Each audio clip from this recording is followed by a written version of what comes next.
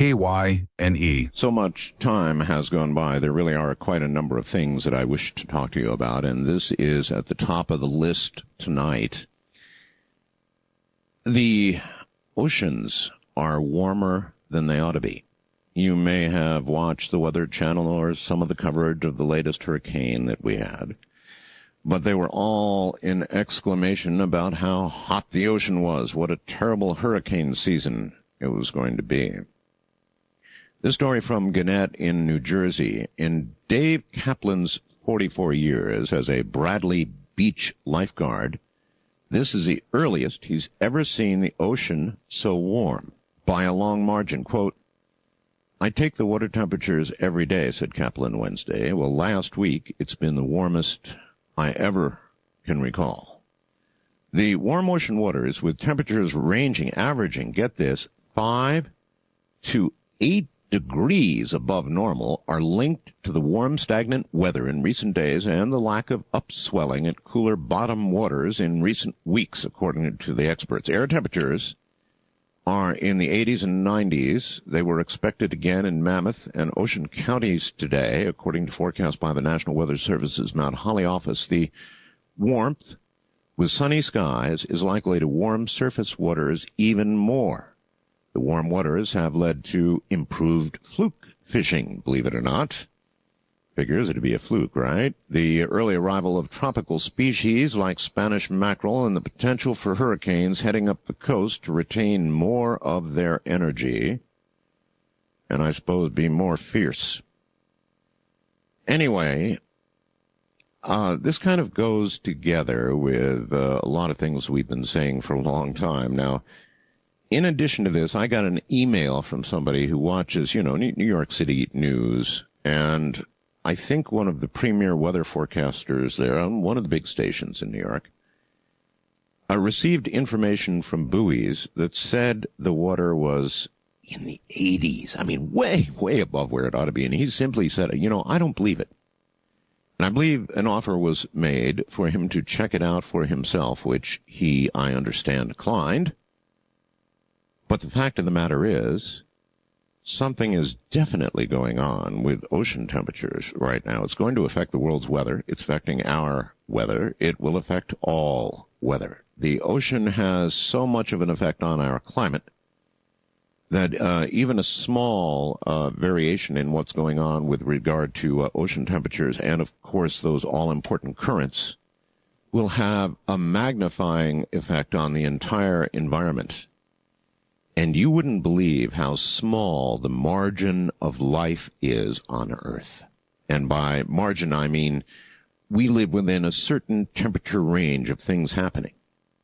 And if that were just to be altered a few degrees one way or the other, we might not be here.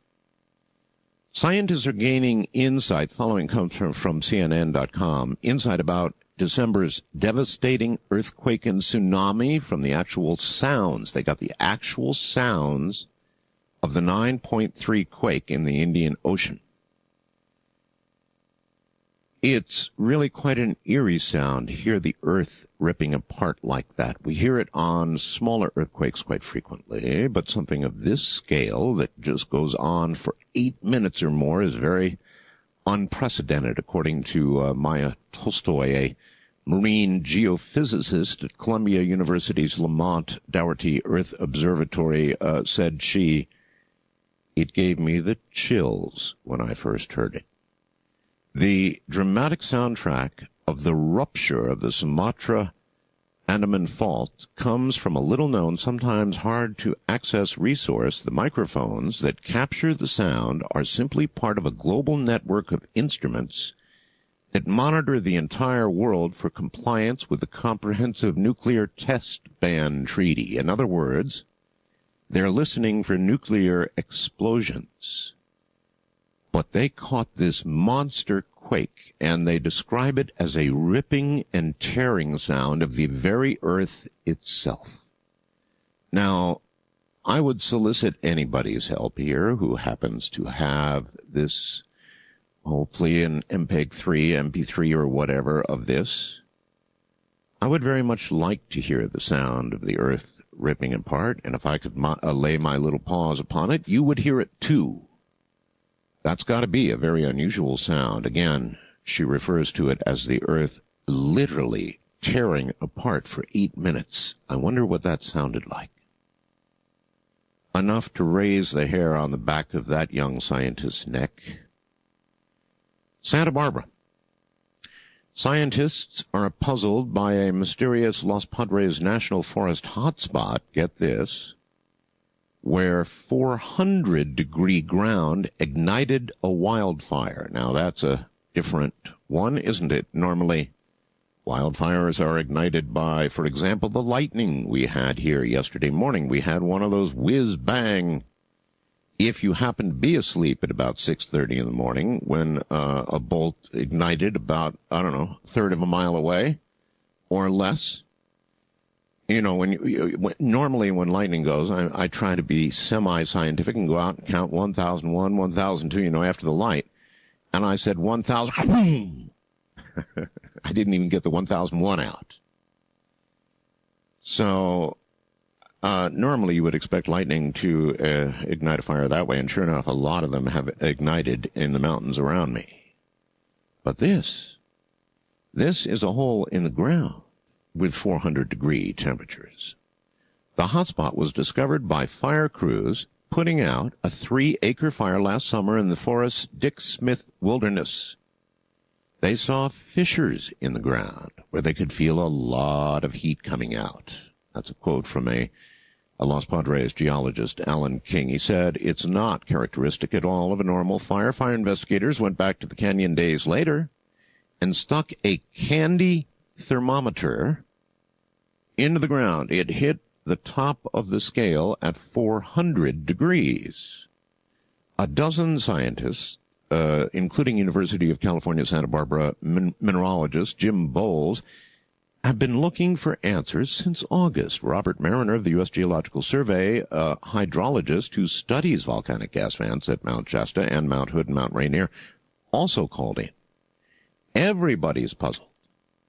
He said, when I heard about the candy thermometer, I was amazed, noting that the temperature of the volcanic vents that he studies is typically, about 200 degrees, around the boiling point of water. I thought these guys were yanking on my leg.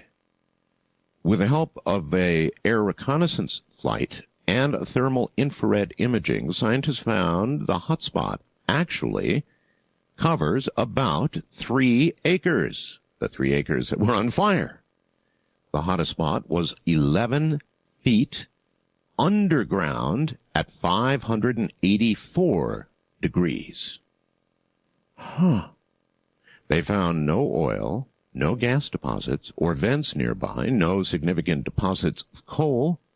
The Geiger counter readings were normal for radioactivity, and there was no evidence of any explosion or volcanic activity. Now, they speculate that one explanation being studied, and it is speculation, is that an earthquake fault just might be the source of the heat, but it's hard to imagine how an earthquake fault would generate temperatures of that in that realm. All right. Well, apparently the sound already of the earthquake has been on the show. I guess they may have had it last week, somebody said, and I'm getting links to it, so I'm obviously going to be able to get it. I'm looking forward to that. Can you imagine the sound of the earth ripping apart? Michael Pitcher saw the storm rolling into Clearwater Beach Saturday evening. Heavy rain fell. Lightning quivered from the clouds. Pitcher and his girlfriend sought safety under a pier. They looked into the water, and what did they see but about 20 swimmers? All those people out in the water. Someone's going to get struck by lightning, Pitcher said. The words had barely left his mouth, kind of like trying to say 1001, and there was an incredible crack. A lightning bolt struck the beach, knocking 3 people unconscious. 4th person, a pregnant woman, good Lord, also hit by lightning. But she remained conscious. 2 people suffered critical injuries, were taken to Morton Plant Hospital. 2 others with serious injuries were taken to Bayfront Medical Center and Largo Medical Center. The names and conditions of those were not available Saturday night. All appeared young, maybe in their early 20s. You're not too bright in your early 20s. It was unclear if the victims were at the beach together. So anyway, Pitcher and his girlfriend said they they saw a man standing in the water that wasn't even waist high. This guy took a direct hit. The lightning hit. The bolt hit his head. The bolt flickered for about 3 seconds. A man's arms went up in the air, and the electricity lifted him out of the water, said Pitcher. When the bolt disappeared, he dropped back in the water and sank. It sucked him right out of the water, said Pitcher. A hospice nurse from Port Richey said the lightning stopped, and it dropped him. I couldn't believe it. So a lot of people saw this happen. He was lifted out of the air by the lightning that hit his head. Remember, he's standing in salt water. So anyway, it didn't look too good for that man. Apparently he was turning blue. As they took him off, he was turning blue and was absolutely a mess, as you might imagine, but I guess still alive, and everybody wished him well. But you would think that they'd know enough after something like this had just happened, right, to get the hell out of the water. But no. As the 911 guys, the emergency responders, were hauling the bodies, the blackened bodies, away, with lightning still going off all around, even as emergency crews assisted, they were back in the water again. They. Who are they? They are people who, it's a good society we have now that generally protects those who might be doing things that aren't too bright. But not in all cases. So I don't know. You've got a lightning storm going on. You've got nearby crashes, and you wade right back into the water, not just one, but many. Perhaps this is people trying to assist the ongoing process. I don't know. This is a rumor from a listener, but it looks like it's based. There are several links here I didn't have a chance to follow, but there's a team together, and they've got an exploration pass for Turkey. They're going to melt down to Noah's Ark somewhere between now and August 15th after locating the main portion of the ship with an elaborate Ark imaging scanner. And then they list some links here. So there may be something quietly going on with regard to the Ark right now. Somebody actually trying to melt their way down to it. Tommy Thompson's going to sign up with VeriChip. He's going to get a chip, he says, as soon as enough hospitals get the scanning equipment to make it realistic. He will go and get a chip implanted in him, as animals have done. And now, as human beings are going to be urged to do. Are you going to get a chip implanted? VeriChip company has been doing it. I have a feeling a number of my listeners probably would not go the chip route. However, I guess that you'll be able to do many things now. Right now, the chip will carry your medical information. So, if lightning lifts you out of the waist-high seawater, they'll be able to quickly scan your medical records and know everything that needs to be known about you to treat you properly and possibly keep you alive. So why not get the chip? It's a pretty strong argument, right? But we all know that it might be the sign of what? Might be the sign of the beast. Or maybe not. Maybe it's only one chip. Certainly not a chip that would dispense your hospital records, would also be connected with, him. Right? To the phones. Wildcard line, you're on the air. Good morning. This is a chip-free zone here. A chip-free zone. So you wouldn't go for a chip, huh? No, thank you. Good morning, Art. Good morning. I'm glad to hear your voice again, sir. I was beginning to get worried about you. Oh, I'm fine. Oh, I knew you would. Look at this, Stephen in Columbus, Georgia, your old pyrotechnics buddy. Yes. Just wanted to know how your show in Pahrump went. How my show in Pahrump went? Went, yes. Which show is that? Your annual 4th of July show. Oh, fireworks display. Our fireworks. It was incredible. Every year, Little Pahrump, and we are still little compared to cities around us, puts on the biggest display in the state of Nevada. I mean, we dwarf everything else. So how cool was it? I don't know. How cool was, I think it was 8,000 shells in 3 minutes at the very end. Wow. Was that your finale or what? Yeah. Yeah, that was the finale, and it was kick butt. Well, I understand your fire marshal does it for you there. That's right. People come from long way around now to see the Pahrump fireworks display. Well, your choreography and your music coming from your station is getting well known. Well, that's very kind of you. Thank you very much. Yes, we do the choreography for the display, and it's awesome. Every year they double it. Now, we all wonder, how do they do that? Where do they get all the money? We're little Pahrump. How do we? Yes, we have fireworks stores here in Pahrump because it's Nevada. And we have brothels.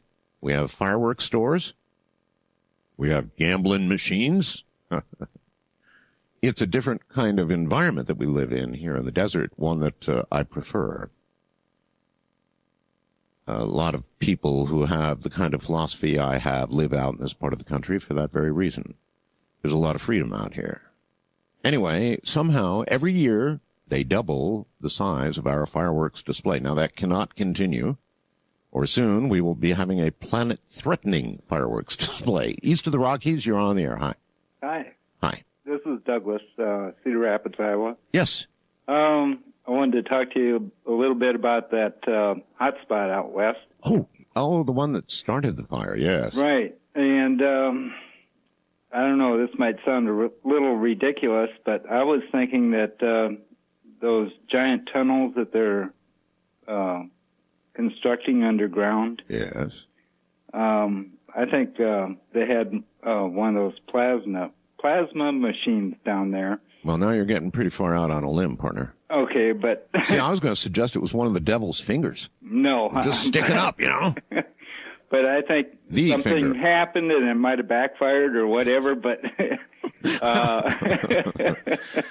technology gone wrong, ripping the earth... something like that. But it just seemed like it was so far underground and generating that kind of heat that I thought maybe they were trying to bore a tunnel. This is why this is why I'm dying of curiosity about the inner Earth. It's one of my favorite topics, absolutely. Okay. I mean, what the hell's down there? I don't know. All right. Thank you very much for the call, and take care. It really is fascinating. What is down there? Our very own Earth. We've done more exploration of outer space than we have of, down there. West of the Rockies, you're on the air. Hello. Hello, Art. Yes.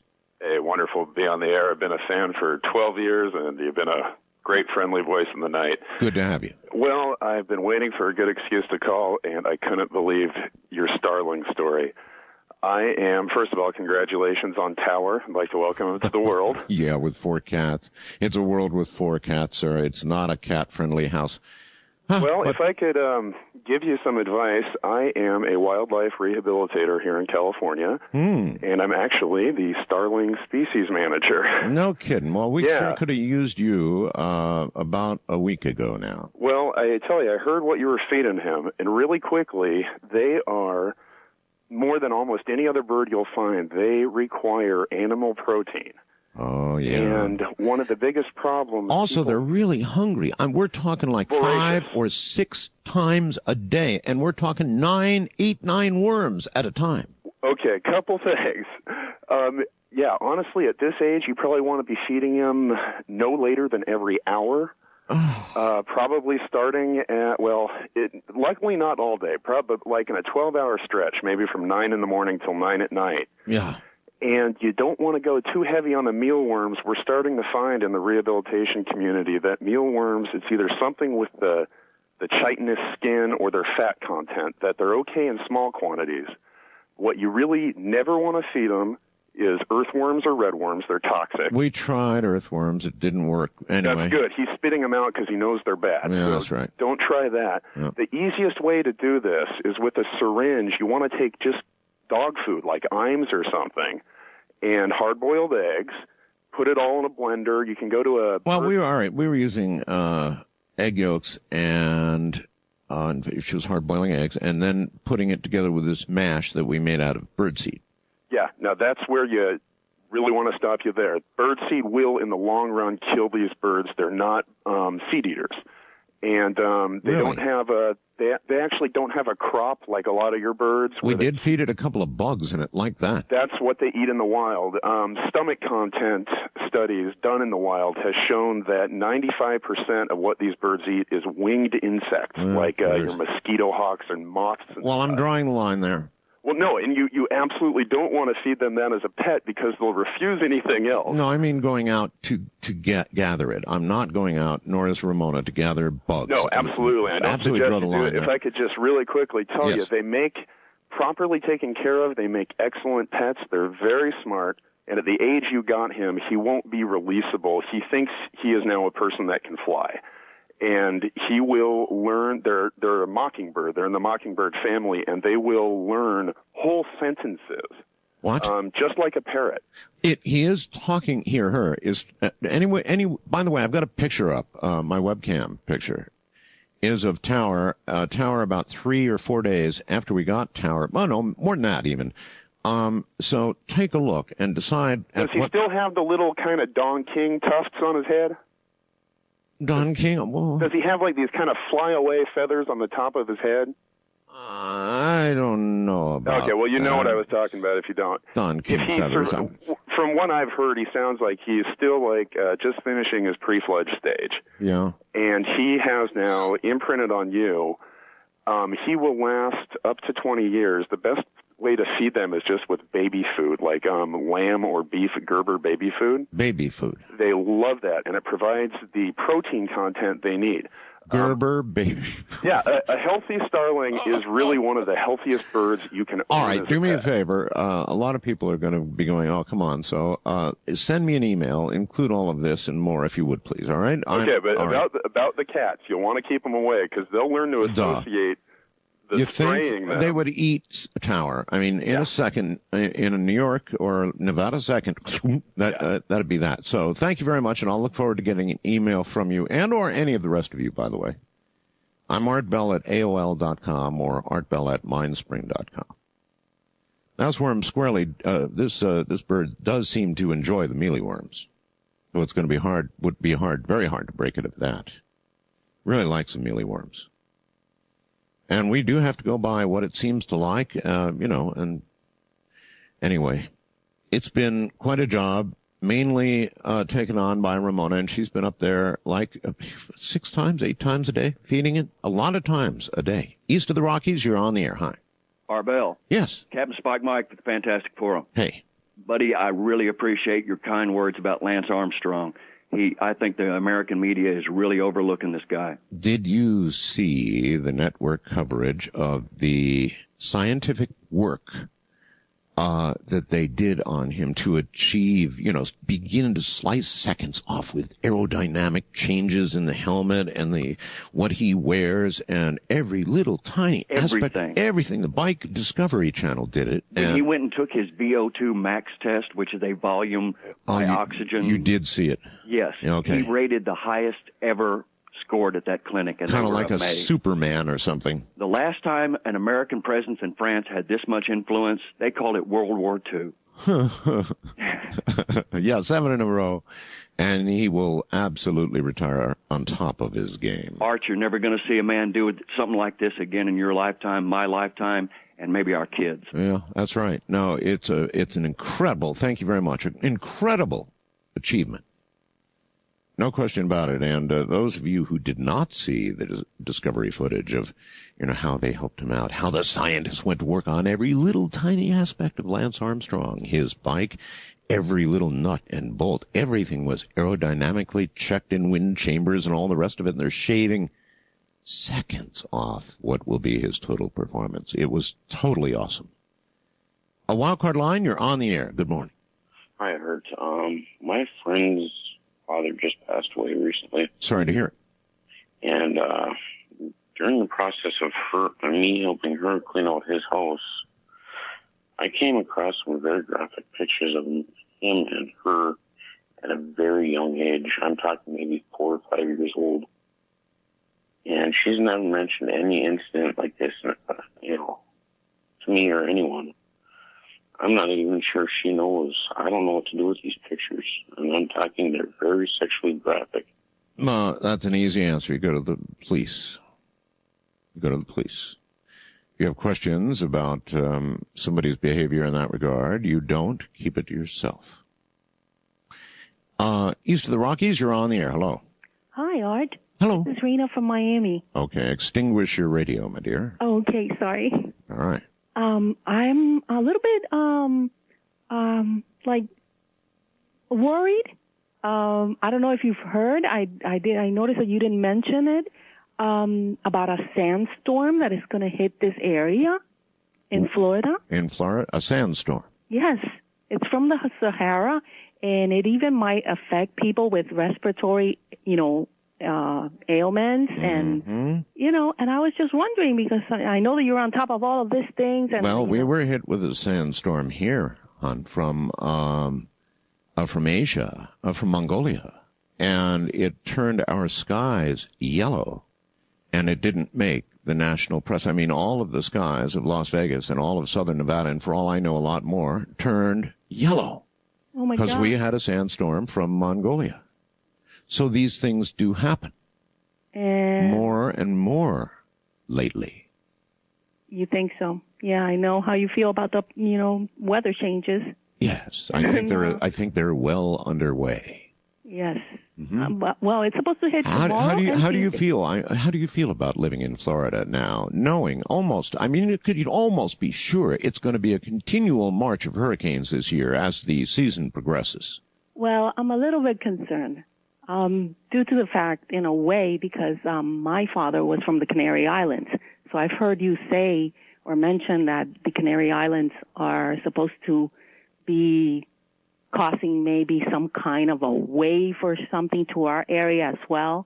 And all of these weird things happening with our weather here.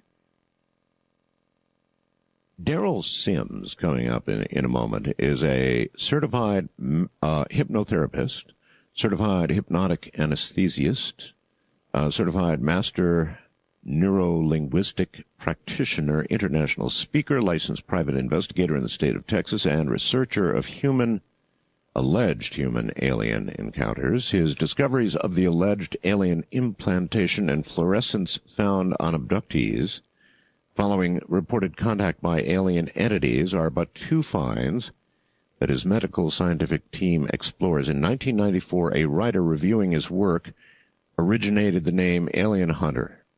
That's a good name, Alien Hunter. Mr. Sims' primary work is gathering physical evidence from cases of alleged human-alien contact. He is an advisor investigator for the Parsec organization. This is an Italy-based organization of medical doctors, physicists, psychotherapists, and other professionals who invited Sims to come on board in 2000 and use his skills to complete professional investigations in psychological and physical evidence in the work. His presentations to medical scientific college conferences and so forth, and the public at large, show compelling approaches to human-alien encounters. His extensive training and experience in investigative approaches and therapeutic interventions allows him to select the right approach for the individual and the event. So an obvious first question will be, after all of this investigation, are we being occupied? Are we being invaded? Are we being, are they here? So I guess the first logical question for Derrel Sims is, really I should say, welcome to the show, Derrel. Thank you, Art. Good to be here. Great to have you. The first logical question for me to ask you is, are they real, and are they really here? Well, I think if you mean by who they or the alleged alien, as people refer to them as, I often refer to them as the entities because I'm not really sure what an alien is. That's fair.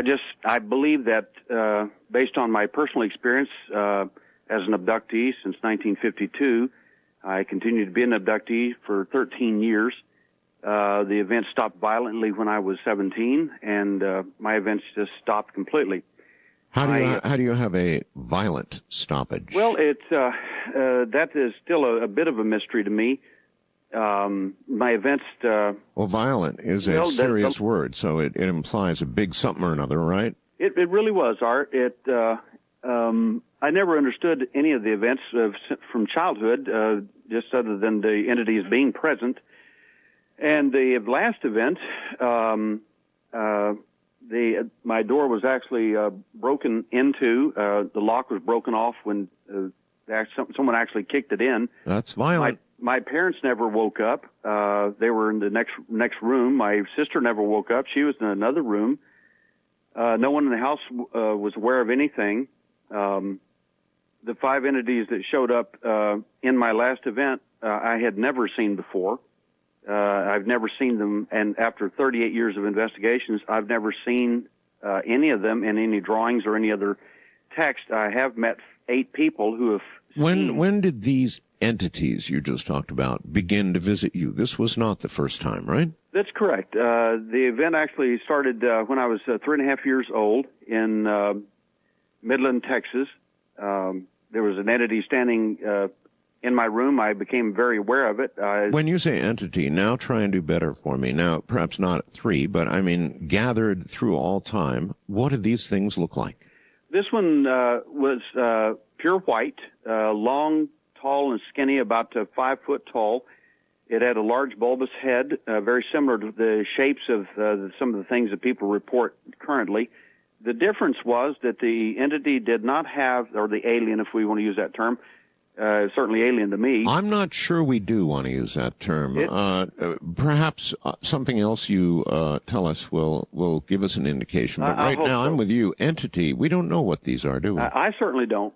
After 38 years, I'm still debating that. But the entity had large black eyes. They were perfectly round, not the elliptical ones that you see so much on the movies or even people report now. Yes. I was puzzled in every sense of the word because for 2 reasons. One is, what in the world was the thing? I'd never seen anything like it. I'd never had a bad dream that I could remember. And I remember this in 1952. Yeah. There weren't any alien movies, that you sit around and watch, and my parents would have never allowed me to watch something like that anyway. So can I ask you a rude question? Sure. How do you know you weren't having delusions? That's a very fair question, and I had to, as an investigator, had to pose that to myself for years. The entity was still standing there. I was able to move. It was wintertime, and it was quite cold. I had plenty of covers on, and I lifted up enough to look at it to wonder what. I wasn't afraid or anything. I just couldn't understand what it was. Mm-hmm. And one of the things that was curious to me is I couldn't see its knees and I couldn't see its feet. The reason is because I was lying down. Now, if I'm hallucinating, I should be able to see anything and everything. That's a good point, I suppose. Yeah, you're going to have a full hallucination, not just for sure. I mean, why would it be selective? Well, okay, maybe. But the brain might eliminate the legs and feet because the brain would know you can't see through the bed, or should know. In normal everyday life, you wouldn't see through the bed, so why not concoct an illusion that's realistic? That makes sense if you've got a lot of experience. At 3.5 years old, I don't know how much experience one would have to create hallucinations. Well, that's a good point. So, to me, what was curious was the entity began at that point to start to move toward me, and then instantaneously, as it began to move toward me, I became instantly paralyzed. Mm-hmm. Now, I thought that was very strange, and it was frightening. And what was curious about the whole thing... Not unusual, though, in reports. For sure. But the thing that bothered me was that I wasn't paralyzed, and I wasn't even afraid. And now I was. And, of course, after years of looking at my own case, and over 1,000 other cases worldwide, it became apparent to me that the fear was installed, and so was the paralysis. Huh. And it seemed to be coming from, and I have no basis for this other than looking at other people's cases as well. It seemed to be coming from something that the entity was able to manipulate or do with his large black eyes. Yet that made no sense to me because they didn't really do anything that I noticed that I could really put my finger on, so to speak. Well, if you were paralyzed, were you also perhaps unaware of the passage of time or even what was going on around you at some point? It took me years to figure this out, looking at it, because I really didn't want to for a long time. But what had happened is the event was actually over and the entity was leaving. And I switched on for whatever reason. Now, the reason I think that's true is because when I was in a surgery in 1981... What do you mean switched on? Well, it's not like you woke up. It's not like that at all. It's like it's literally like you were just turned on. Somebody had turned you off, and then all of a sudden you're on. Got it. And the switch was just strange. It's not like waking up whatsoever. In other words, nothing like that. In other words, back to reality. Yes, sir. Like that. So the curious thing about that to me, in the operation where I was getting a chemical pain injection for a back surgery from a car accident, I woke up, literally switched on. And woke up wasn't even the right word because it stunned the two surgeons that were there and the team and the anesthesiologist. What did? The fact that not only did I woke up, but I sat up and I stood up and started talking naturally to Dr. Albina, my surgeon, and wanted to know why he had hired someone else to do the work because he wasn't qualified, which was absolutely true. He wasn't tested to do that particular kind of a new injection. The point is that I was completely coherent, as if I had been switched on. It scared the anesthesiologist half to death. I mean, he's paid to keep me knocked out, and here I am coherent. Waking up. I'm sitting up, and then I stand up and start walking around with all these wires hanging out of me, so to speak. Uh-huh. And it was very similar to the same event. I recalled that it was much like the same event when I was 3.5, like being switched on. So that ability I later found useful with the encounters. Then I realized that there are other things that you can do. You don't have to be a victim laying there or anything. You can actually participate. You can actually hear what the entities are actually saying. Derrel, what do you think was done to you when you were switched off? I don't have a strong sense of what happened in the first event because that's when I was brought back. Any event. Oh, now that's a better question to me. Okay. The first thing is, which this is real unusual. My parents, I never told them anything. In fact, my 74-year-old mother saw me on the History Channel the other night, and she says, "I knew you do the investigations, but Derrel, they said you were an abductee." What were you doing on the History? Oh, you were interviewed as an abductee or an investigator? As an investigator who is also an abductee on this particular show. Gotcha. And here she is, 74 years old. She became my biggest critic. She said that just could not have happened. I said, "Mom, the next night I was sleeping between you and Dad. I was so upset, and I never would tell you what it was, that you two must have thought I had a bad dream because I don't ever remember sleeping in a bed with those two ever as a child."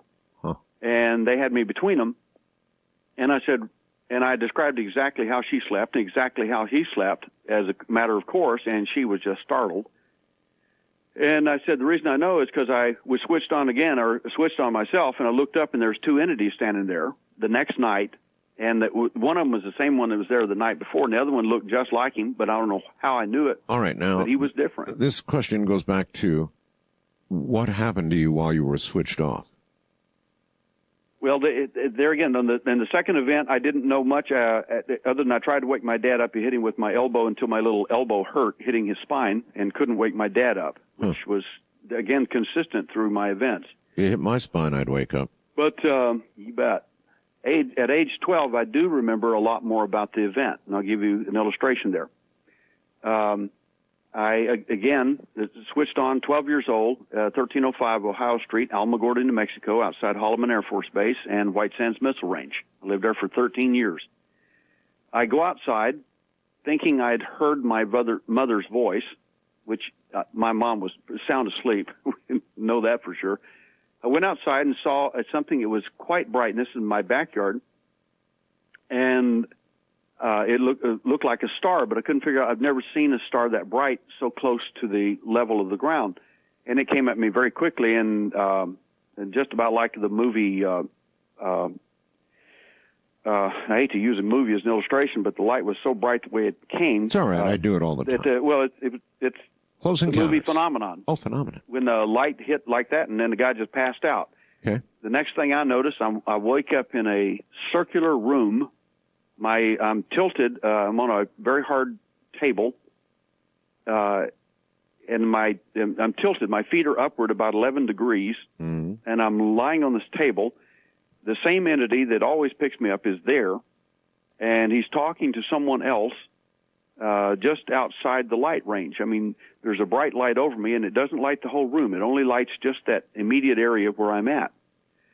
and I can overhear him talking to the other entity. Yes. And I can't figure out why the guy won't come out of the dark. They're speaking American English? In all these cases, they're speaking the language of the individual, whether it's Portuguese, whether it's Japanese. You mean of the abductee? Of the abductee. Okay. They will hear in their language. And then to you, they were speaking a what? Texan? They were speaking. Well, now, what we going to do to him this time? It was very, very clear. How the best way to describe it? It was more of an adult language, as far as I was concerned, because I began to listen to them describe a procedure, and I never knew anything about this procedure until about 20 years later. What kind of procedure? They were describing. This is really difficult to discuss this on the air before. No, go ahead. They were discussing what they wanted to do, and they were talking about. They were discussing something that had to do with activating and shutting down different parts of the brain. Okay. And I couldn't understand, first of all, why I was even there and what in the world they were doing. And the next thing I noticed is there's this long needle-like device that is the entity that always picks me up is coming toward me with, and it's got a silver little ball on the end of it. This is 1960. I'm 12 years old. Yes. And I am just shaking. A needle with a ball on the end. A needle-like device, about 9 inches long, a little tiny ball on the end of it. Great. He inserts it in my nasal passage and great. Jams it in, and it breaks the bones. It hurts so bad. I mean, I was screaming. It broke your nasal bones? Broke the nasal passage, the little bones inside there, and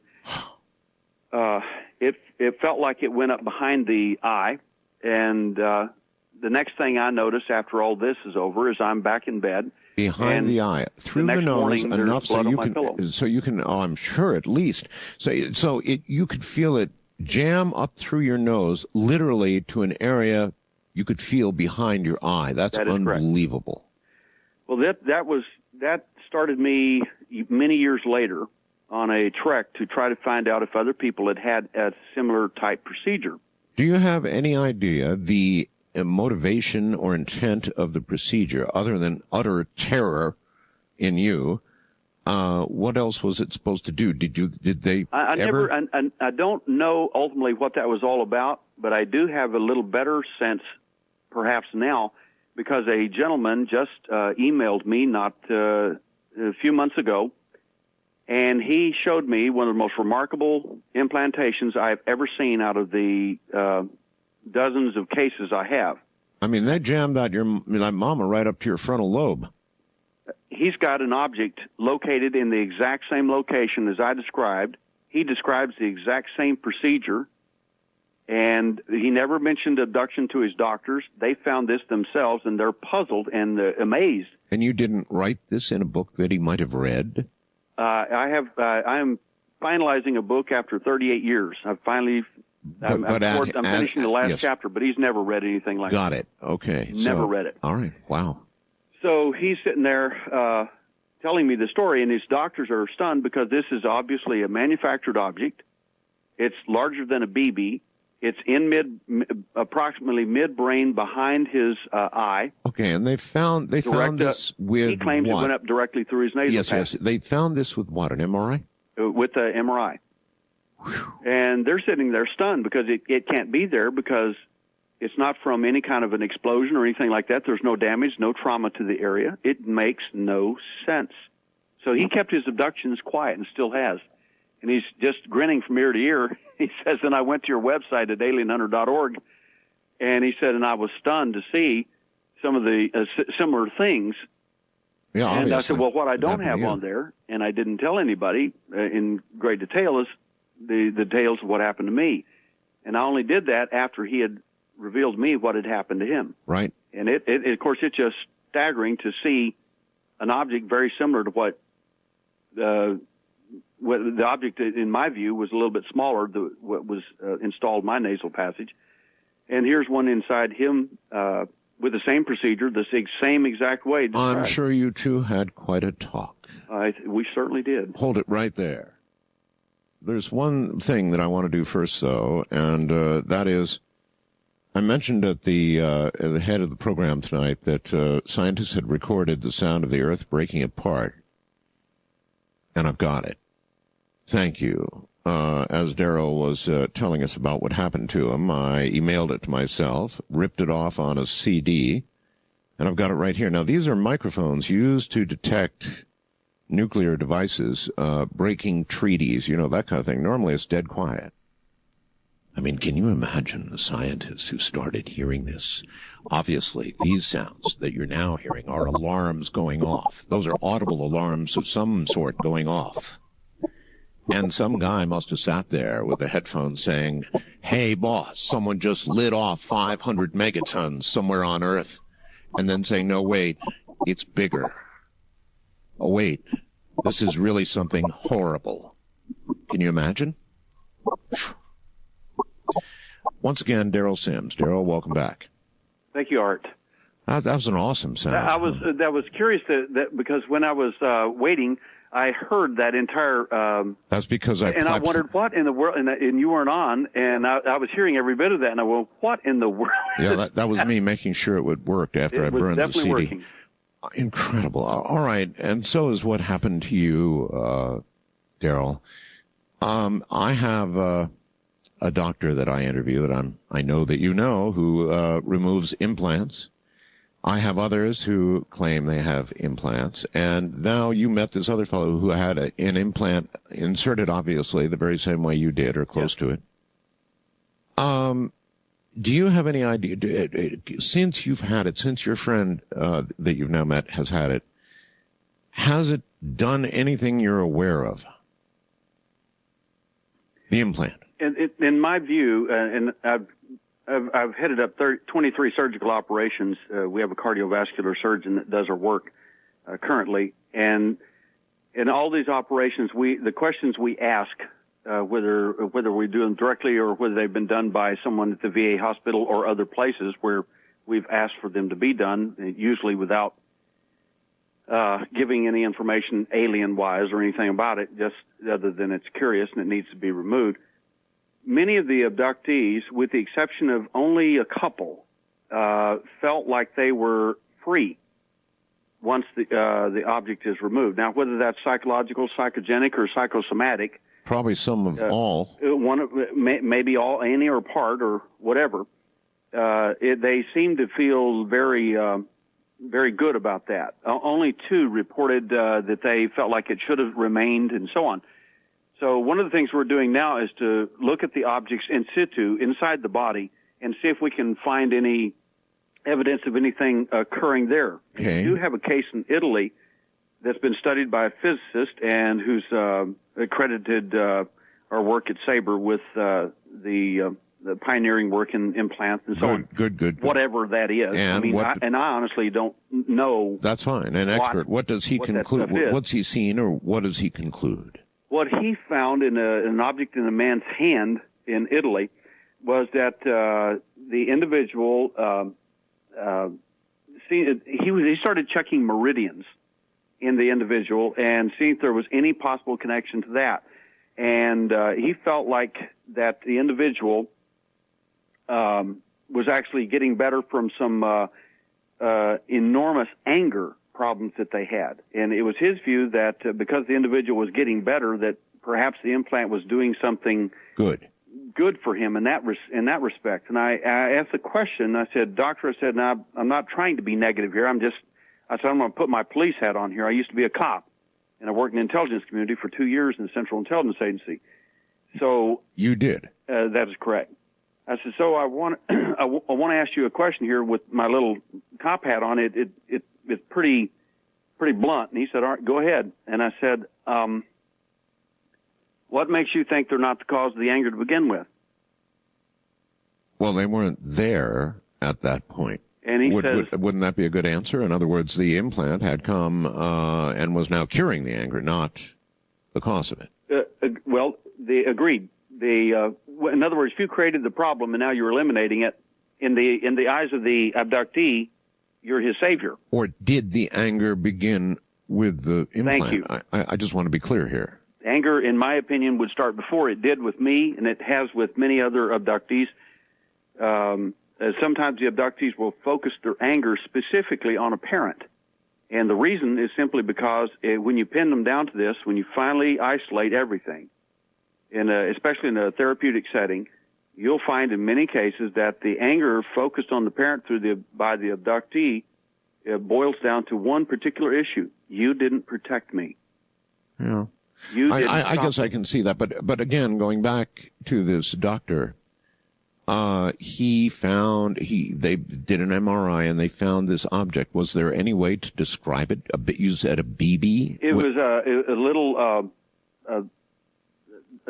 ball-like object in the individual's hand. And another thing he found was that there were certain times that many of the abductees, we collated a lot of our information as well, and this is some of the things we came up with, that the specific times, 3 o'clock in the morning and other times specifically, that abductees report most of their events occurring, not all of them certainly, because some of them are daylight events, as some of mine were when I was hunting.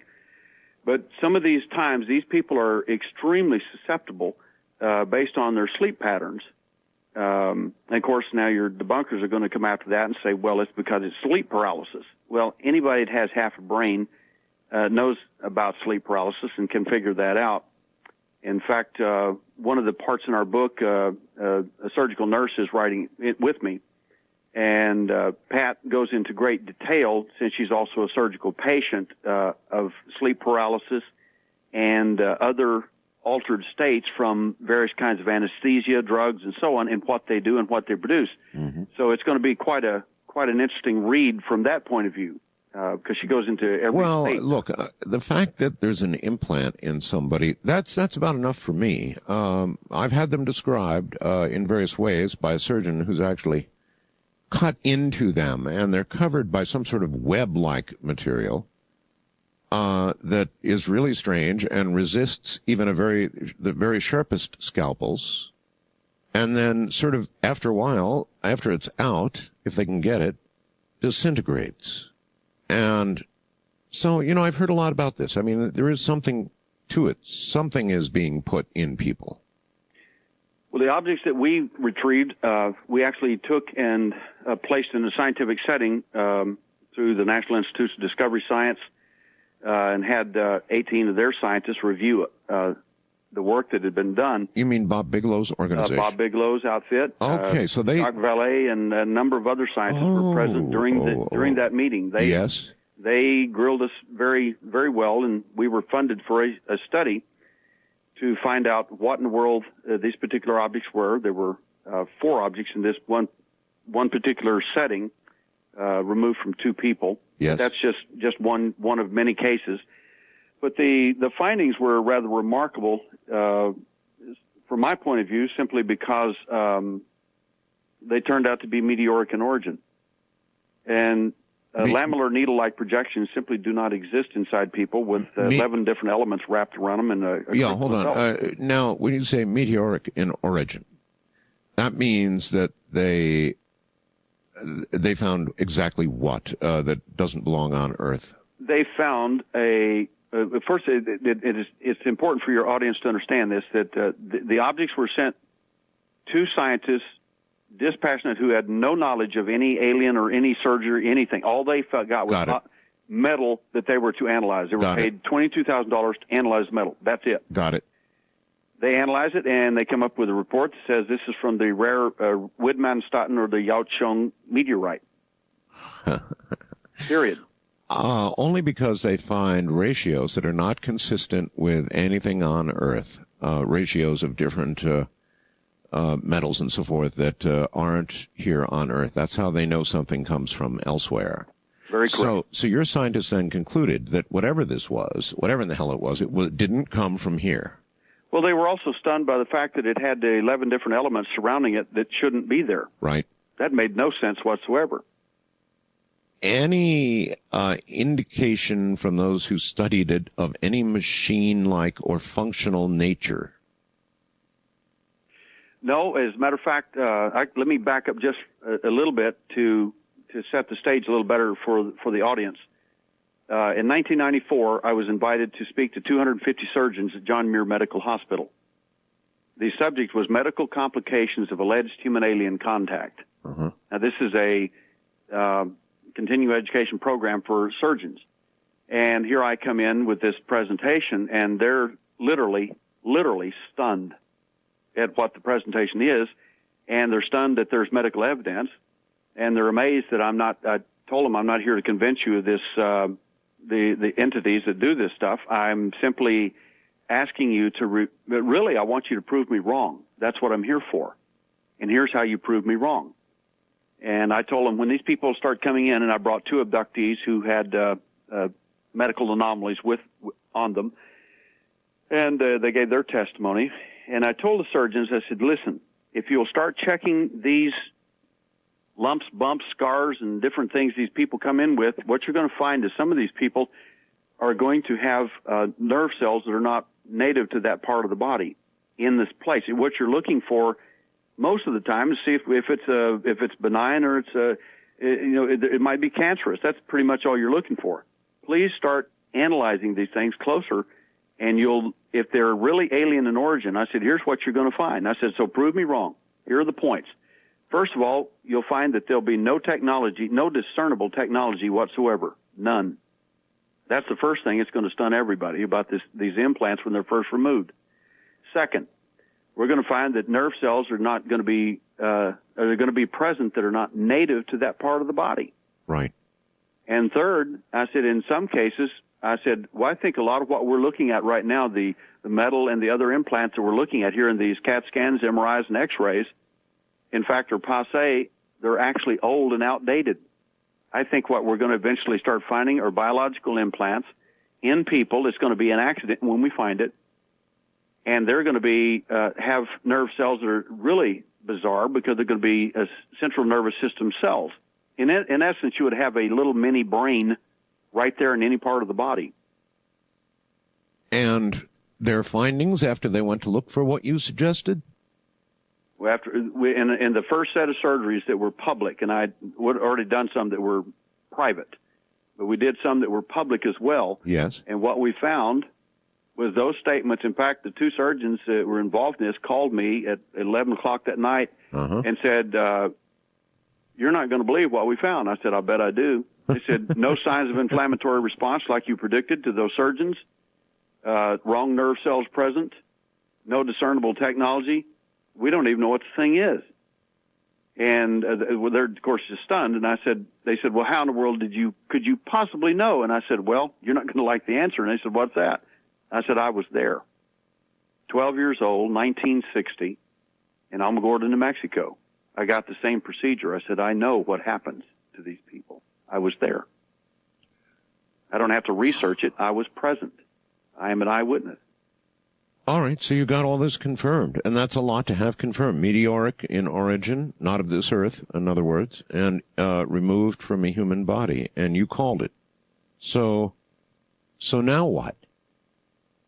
Well, we also I also decided that there were other things we need to be looking for, too, and this was in 1992. And we had a lady who was in Houston, Texas, who was a millionaire. And of course she said, you don't understand. We're quite well-to-do, and we don't have these kind of problems. You know, we don't have time for it, and we just don't have these kind of problems. I see. We're above them. I said, yes, ma'am, I understand the problem, but here you are, and here I am, and here you are with your therapist because you have severe headaches, so severe that they have to take you away in an ambulance when you start talking about this UFO thing. Why do you suppose that might be? Well, anyway, long story short is I pulled out a black light and said, do you mind if I check you with this? And she said, of course, I had another investigator there and her psychotherapist, and she said, well, not at all. Go ahead. And I said, I just want to look at your exposed skin. And what does a black light tell you? What we found on this woman was in the invisible range below 400 nanometers using a black light. It excited a portion on the inside of her arm of a Mandelbrot set. A Mandelbrot set is a fractal. Yes. It's like the king of all fractals. It's like a crop circle. Exactly. And it was on the inside of her arm in brilliant blue. And she how did you even have the how did you anticipate that you would find that? How did you know you would find that? What prior research had you done indicating? I had to go back to the surgical nurse asked me the same question. She said, I'm just stunned. I have to ask this question. She says, how do you come up with these flashes of intuition? Yes. Well, first of all, intuition shows up in your handwriting. I said, and it's in mine. But intuition is not something you can necessarily trust. It's just something you use. So the nurse and I both want to know how did you even know to look? First of all, I suspected, and let's put the police hat back on. If a crime has been committed, in my view, there are crimes. If a crime of abduction has been done, and absolutely, if it's real, if these events are real, it is incumbent upon us as abductees or anyone else investigating this to make a case. We don't sit around and talk stories. I'm with you. We have to come up with evidence. Good. So I think that if I was seeing physical marks on these people in the visible light spectrum. All right. Well, the question is, there's other kinds of light. 35 seconds, and what I need to know is how you even knew to look with a black light. I sensed that these entities see in the invisible range, and that's the reason it's almost impossible to photograph them, because they see your cameras on whenever you set them up. So in other words, you were using an intuitive bit of knowledge. That is correct. And it was sort of a good guess is what it was. According to a DSP satellite specialist who they use infrared, ultraviolet, and visible light to see plumes of nuclear missiles firing and this sort of thing to protect us. These 18 satellites called the DSP satellites. Right. When he met me in Los Angeles, he said, I've got the biggest question in the world. He said, how in the world could you possibly think that? And I said, because that's how they see. Incidentally, just a quick note, a number of people have fast blasted to say, that's not the right recording you're playing of the earth tearing. Yes, it is. The recording I have is identical to the ones that others have sent. It's a rolling thunder, I guess would be described, kind of a rolling thunder, a horrible sound, and that is indeed there, along with the beeping. Now, my recording is one of the ones that came directly from the folks that did this, and I caught the alarms going off with it, so that's what you're hearing. But the fact that the rolling didn't come through to everybody, it did to some. As I go through, it's about 50-50. If your receiver didn't have a good bass response, you're not going to be able to hear it. But it was clearly there, along with the alarm sound. Some have a recording of just the rolling thunder sound alone, and that's fine. But for some people with small radios, small speaker systems, it's just not going to come through. So it was definitely there in spades, but you just couldn't hear it. Now, once again, with regard to Derrel Sims, Derrel, that's how I feel about it. People telling stories, interesting, even fascinating, but stories. When you get down to we've pulled this from somebody's body, we've had it tested, and it's not of Earth origin, then you've placed your hand on something that's definitely a notch above in the proof category. I think that's what it's all about. At some point, Art, we have to get away from just the stories, and since I've traveled worldwide and I've got over 1,000 cases worldwide, you have to, you're obviously the events are real. You're going to come up with certain things, features that work. Number one, traits or things that occur to abductees that are consistent worldwide in any language, whether they even where they live out in the bush of Brazil, it doesn't make any difference. Yeah, that's right. If we ever want to prove this to the greater scientific community, we have to come up with just the kind of thing you're talking about right now. You're also talking about there's some woman, apparently, that you're aware of that has been, she feels, implanted genetically inseminated, artificial insemination of some sort. Is that correct? That is also correct. That is one of the most remarkable cases that came to me.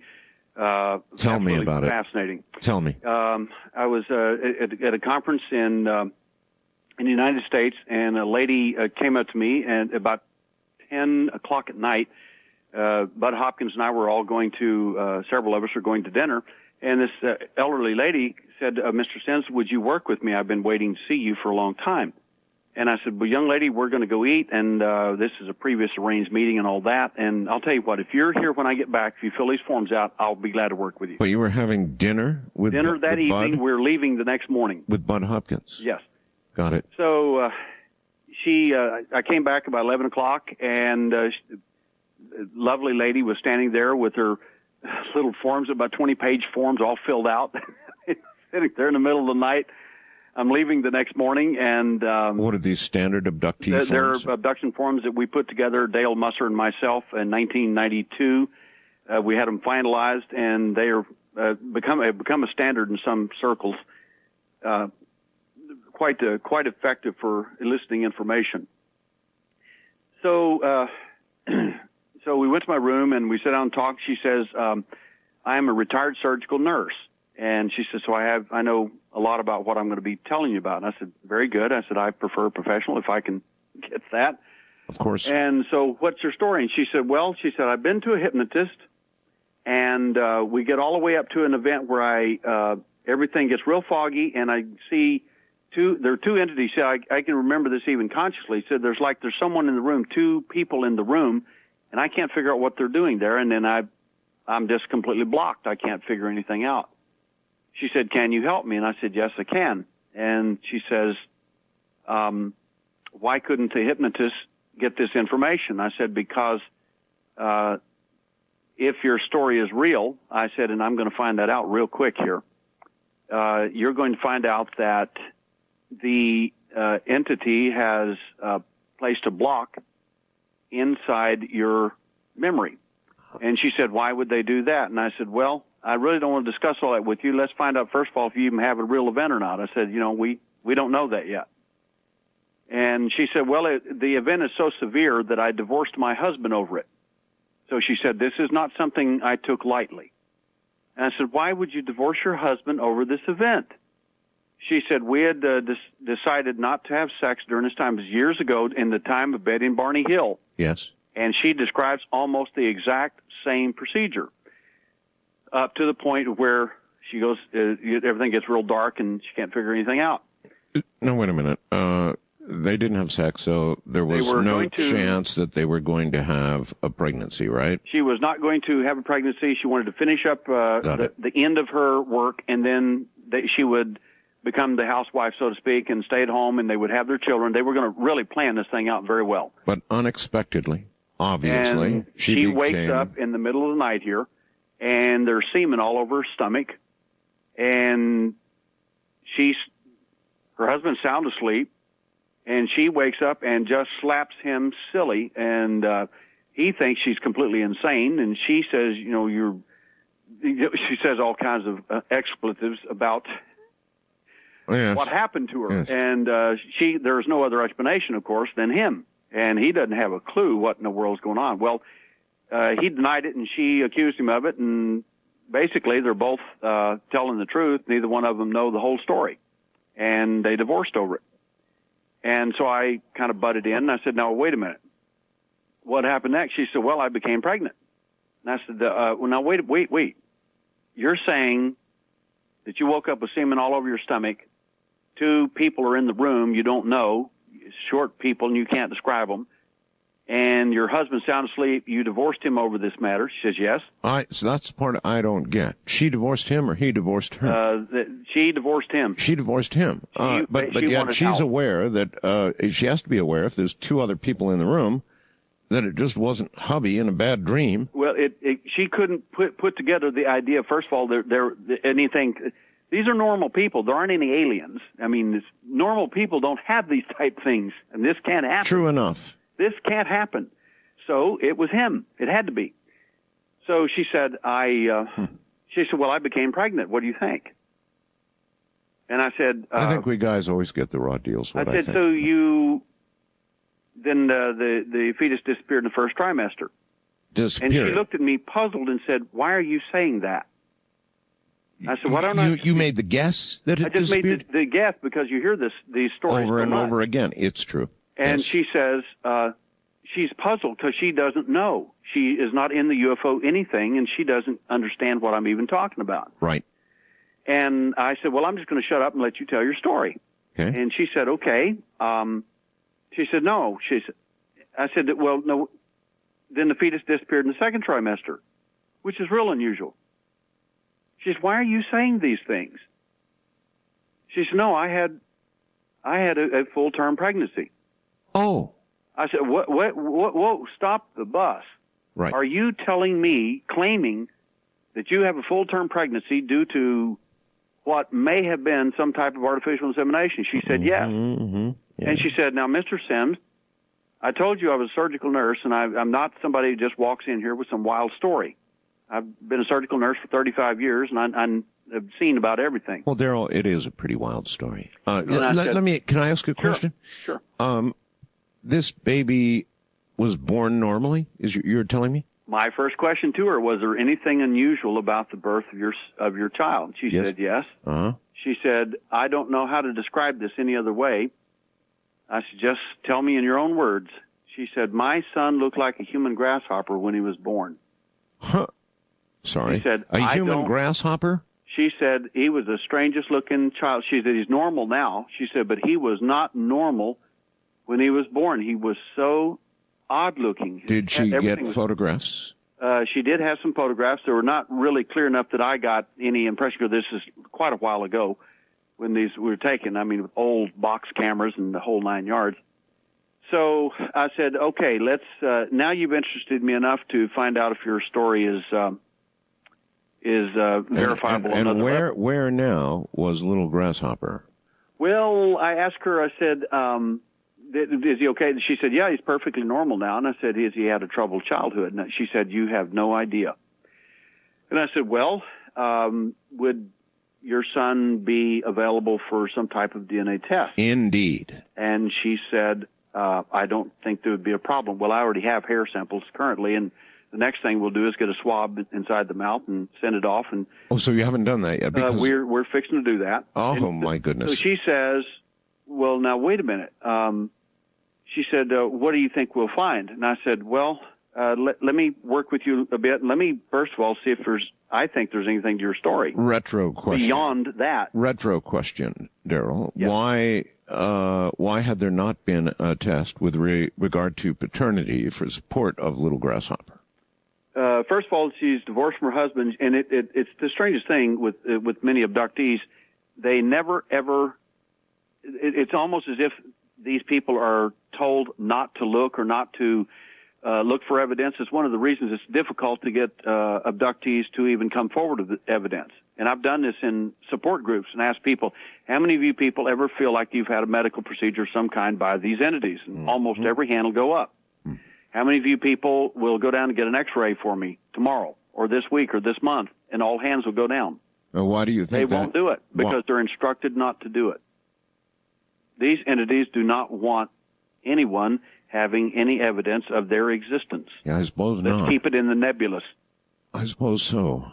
And I guess if you buy Part A, you got to buy Part B. They wouldn't want what they were doing known. Well, to connect the dots for me, when I went into the Central Intelligence Agency during the Vietnam War, one of the things I found out in my training, and of course I didn't sit there and tell them that, I was previously an abductee or anything like that, but one of the things I noticed about our training and the things that we did in the company was we did two things primarily. One is we lied, and we lied consistently about everything. And so you began on the right line foot, and you didn't tell them about your abduction experience. Now, see, when you apply to the CIA, it's bad form to do that. Would not be hired probably or taken into the company under that range.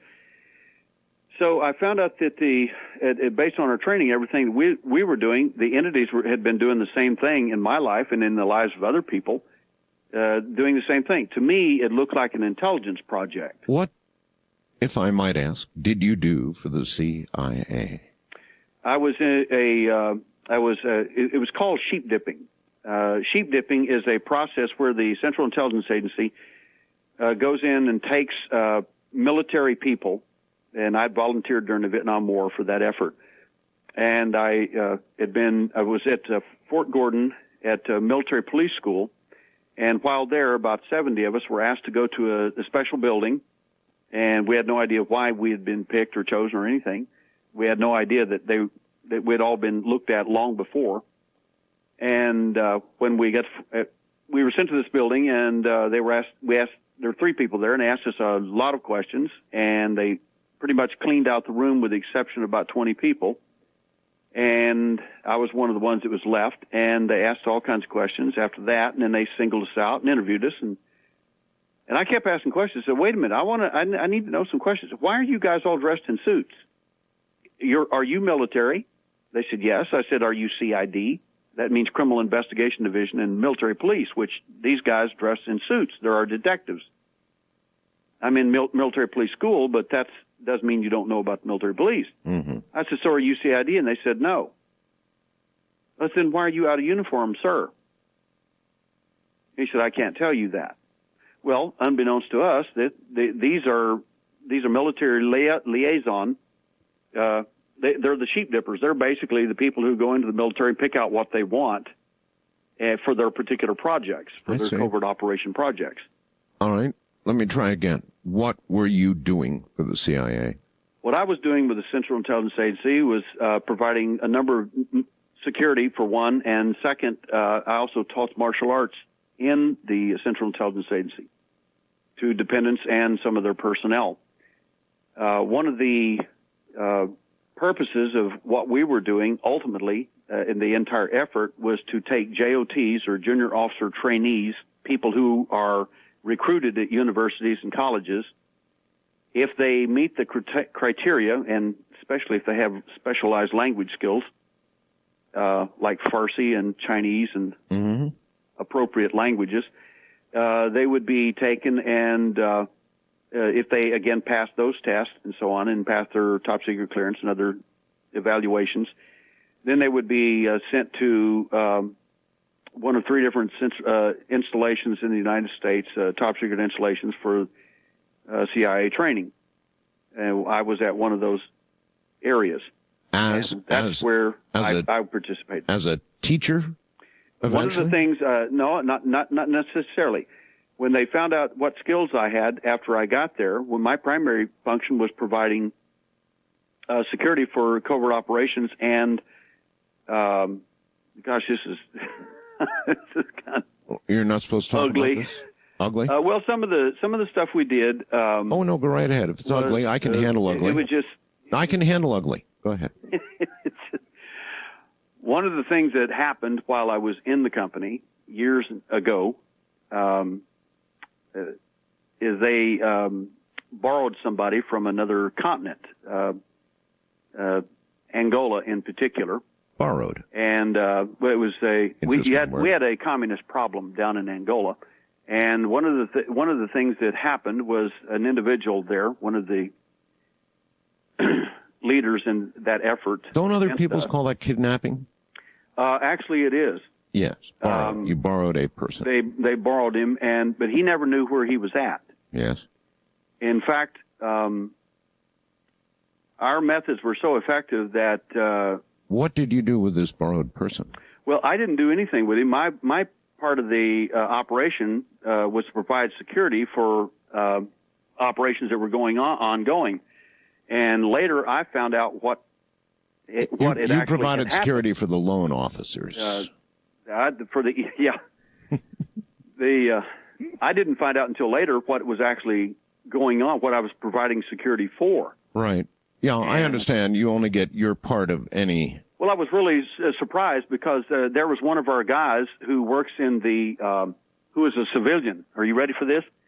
He's a civilian with a top secret clearance, working there in the Public Works Department with an AK-47, like he was from some other country, dressed appropriately. This individual, when he apparently got here, this is getting pretty strange. Didn't know that he never knew he was in America. Never ever knew any of this. This was like something out of Mission Impossible. It's getting strange, definitely. He never knew. In fact, when he was allowed to get out and walk the grounds during the day, I later found out, he even found gum wrappers from the place he was supposed to be at that they had accidentally left there for him to find, of course. They even imported the bugs from the country he was supposed to be at in the little prison that they had. So he'd feel right at home. There was no way you could not know that you were in the country you were supposed to be. Boy, that's strange.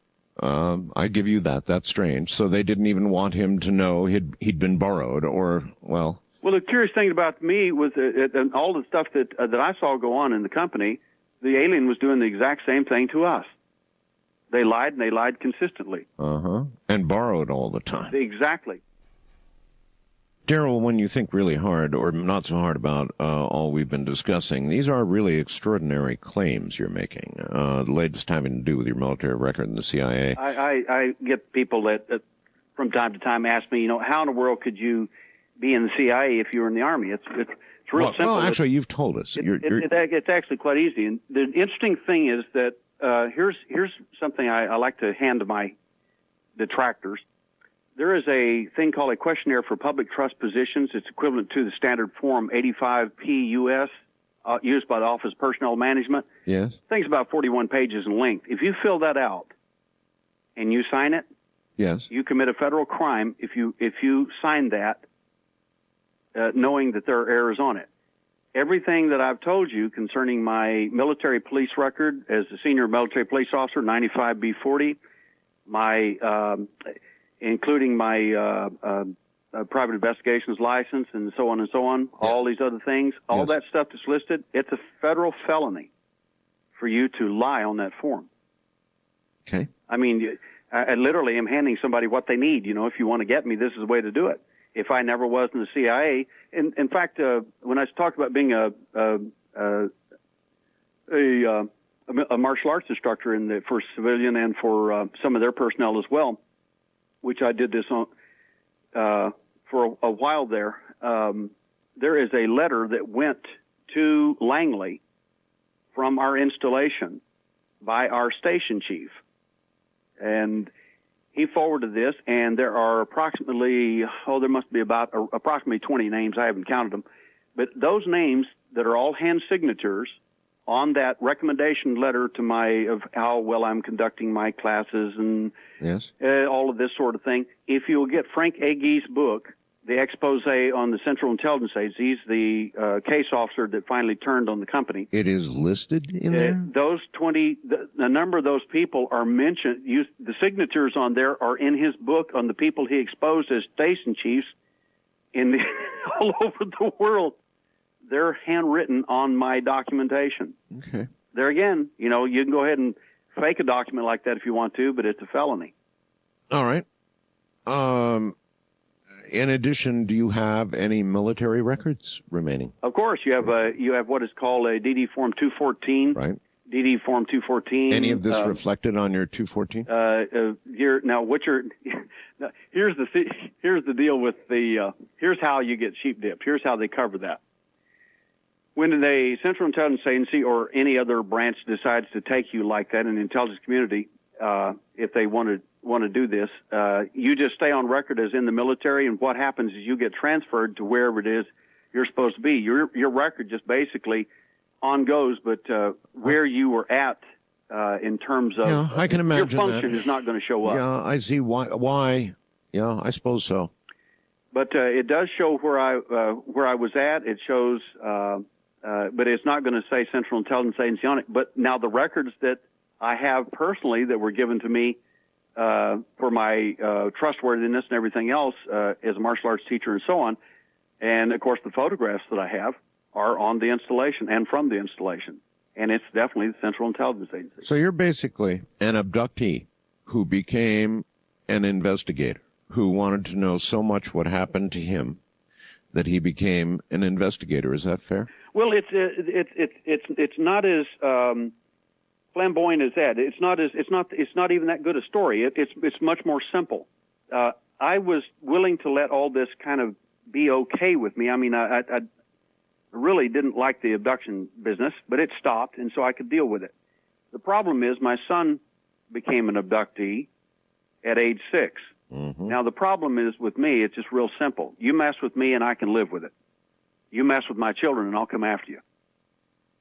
So I basically started hunting the predator at that point. Derrel, it became personal. What do you believe the motivation for most abductions is? I wished I knew the answer to all that, but I think we can at least come up with some. Please do. Some preliminary things, at least. Reproduction. I don't know. I don't have a handle on this business of what it is that they seem to be interested in genetically. Well, we know that 45% inseminating people. Artificial insemination. Apparently, this takes place. Betty and Barney Hills, they reported it. This lady, this surgical nurse, she reported it. There again, as I told her, I said eventually, I think what we're going to find, and I said after her case was over, I told her, I said, what I think we're going to find is if your story is true, and I said, and I still don't know if it is or isn't, but if it is true, what we're going to find is that your husband is not the daddy, but then that's not going to surprise anybody, really. They're just going to say you slept with someone. She's a very moral lady. She would take that very personally if someone said that to her face. She'd probably slap you. The second thing I said I think we're going to find with some of these ladies, if their pregnancy comes to term, is that the mother is probably not going to be the mommy. Is the DNA going to reveal itself to be in any way non-human or beginning to be non-human in some manner? Again, I'm sure there are people in the audience who love to hear a different story on this. I don't think that's going to be the case. Okay. I think what's going to happen in some of these cases where there's strong evidence of this, we're going to find that the mommy and the daddy are not the mommy and daddy of the child. And then they're not going to be adopted. There's going to be an actual so you birth think record. Not only the daddy's DNA Not even the mommy. But so the DNA will be separate from both the dad and the mom. Well, look at the story. Suppose the stories of them taking eggs and sperm from different abductees is true. What would be a logical assumption that one would take if those stories are true? Well, you would create an artificial insemination. In other words, the lady might become basically an incubator. Right. Well, it wouldn't be her child. That's what I think we may find. You think that's going to turn out to be the case with baby Grasshopper? I don't know it with her, but I'm pretty sure we're going to find out that the husband's not the daddy. I think that's going to be real clear. But in some cases, I think, because we've got actually 3 of these cases, not one, Art. I have 3 cases like this. Right, and where the children came I must say, Derrel, I've heard of many others. This is not exactly unique. This whole genetic artificial insemination, sexual aspect to abduction, when you really get to know somebody, you really get to know them, like Whitley Strieber, for example. Maybe sometimes years later, even though we've known each other very well, it came out one night spontaneously on the air that there was, in fact, a sexual aspect to it. And to most abductions, when you dig deep enough, you find out something like that's in there. Art, we have, of course, one of the reasons that this is not spoken a lot about is because, number one, it doesn't sell. 2 things won't sell in the UFO field. One is the sexual aspect of what these entities do to you as a child, and they don't do it to everybody, but there often is a sexual aspect of it to children. Well, it sells in every other kind of novel. Sex sells, Derrel. Well, the problem with this is if you're selling certain kinds of books in the field, that this and the human aspect of it, where death or severe trauma occurs, that's not a very good seller. People don't want to hear that. They want to hear they're here to save the planet, fix the ozone hole, or whatever. And I'm sorry, they're not here. If they were going to do that, they'd have done it thousands of years ago, and they didn't. The cosmic Maytag man who got a wake-up call. Yeah, not that. So if we screw it up, we do it all on our own. Exactly. Take responsibility for it. But still, this is such a personal, private intrusion. I mean, rape carries with it one of the heaviest sentences behind bars you can get, for a good reason. And that's what this is. As a former law enforcement person, I don't see how you can see it any other way. As borrowed equals kidnapping. Kidnapping and artificial insemination equal that and rape.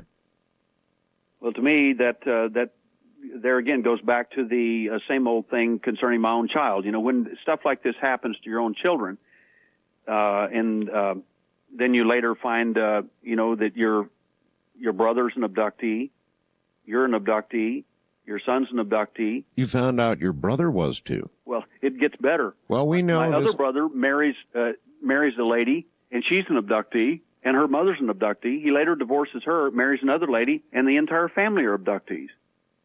I mean, and these people are the type people, we don't have those kind of problems. All right. And they describe everything exactly. I have talked to other guests. One comes to mind from the Bay Area some years ago who said that they're all over the place. They're grown adults. You pass them on the street, you don't know it. There are a lot of, in quotes, them here. Do you believe that? I don't have any. I do not have any. I have the stories of that, but I don't have. I've never met any of them, so to speak. I definitely have abductees who are as credible, and I guarantee you would be glad to have them on there are people in the medical field. Some of them doctors. I mean, one of them is in the who's who of Houston is for doctors. An abductee. I've got the 3 abductees that are NASA scientists. I mean, which of these people do you not like? So these are credible, decent people, and it's not that you have to be a doctor or anything to be credible anyway. People are just because someone sees something, hears something, or feels something that most others have not experienced doesn't make them a liar. As Travis Walton says, absence of evidence isn't evidence of absence. It's just not true. Travis Walton is absolutely, I think, in my mind, the best case that I ever heard about. As you know, I interviewed him at great length several times.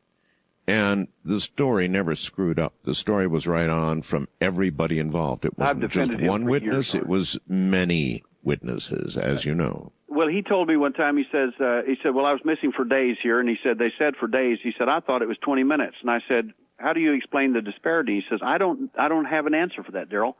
And I said, maybe I can give you one that'll help you. He said, okay. I said, suppose you were traveling at a relativistic speed. How long would you be gone? Right. And he says, oh. And I said, to us back here, it might be days.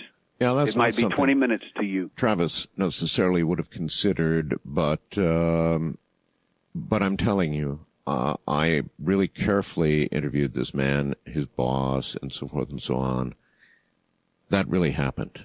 There's no question in my mind that really happened. Very decent. It's a real story. Upstanding guy. Yeah, absolutely. It really happened. 100%. Now, we all want to know if this is true, fantastic as much of it sounds, and you would have to delve into it, and you can if you want to, by the way.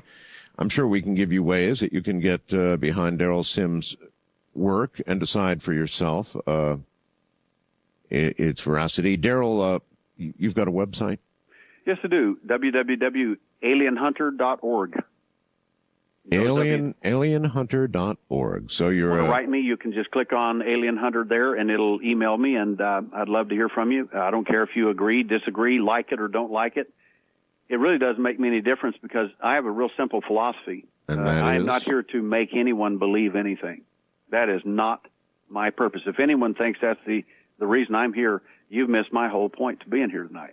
Well, what is your whole point in being here? My point in being here is to alerting show, people? in fact, there is in fact credible evidence that people can review if they choose to. If they. What I mean, Derrel, is do you feel like you're warning people, informing people? You want them to know that they are here, that they are doing something, but we don't know what. I think that they, whoever they are have been here for quite a while. I think they've been through various in various cultures, you can go back, in my opinion, and see their handiwork. When you go back to the Irish, as an example, 45% of our abductees are Native American, Indian, Irish, and which is a staggering number. If you look at this, even in the Irish, you find the stories of their little people, and you find fairies and gnomes. And you said 45% are Irish? 45% are Native American Irish that are abductees that we work with. We just were stunned at the number. That is amazing. I wonder. I'm Native American and Irish myself, so this is one of the things I started looking for, and we were just shocked to see that number that high among the cases we worked with. 31% of these people, up to 31%, because this fluctuates based on your database. Do you have any guesses about why? Well, in the case where we have 31% of abductees, in some cases, reporting rare drug allergies to procaines, one way that you might have an allergy to something is to actually be infected or affected by it in some way. In other words, someone may have given you procaines in some way or another, either through injections or whatever. Over a period of time, you finally became allergic to it. But procaine allergies are extremely rare. In fact, if you tell your doctor I have a procaine allergy, he'll probably laugh at you and say they're so rare that it doesn't, we never even test for them. All right, Derrel, again, are you trying to warn people, inform people? What message are you trying to send out? I'd like to inform people and for them to make their own decision. And everybody has their own level of where they want to enter that or accept it, I suppose. Okay, you're well aware, I know, that there are a number of people who are quite pleased with the fact that they have an implant. They're absolutely okay with it. You know that? Yes. We have several of them. How much of a percentage do you think that group makes up? First of all, I want to make this very clear to your audience.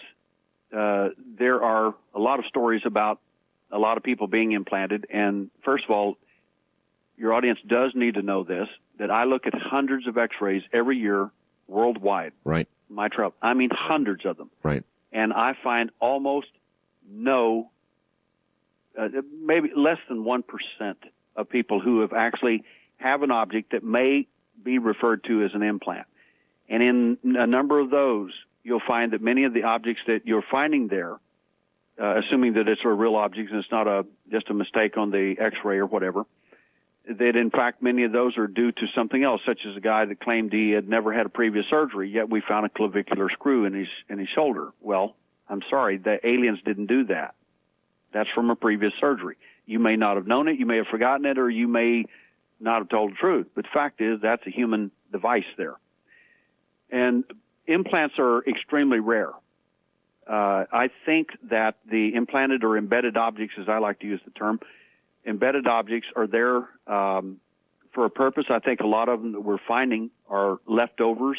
They're old. On that show, many of them have been moved. On that show, I like Dr. House. He says, frankly, patients lie.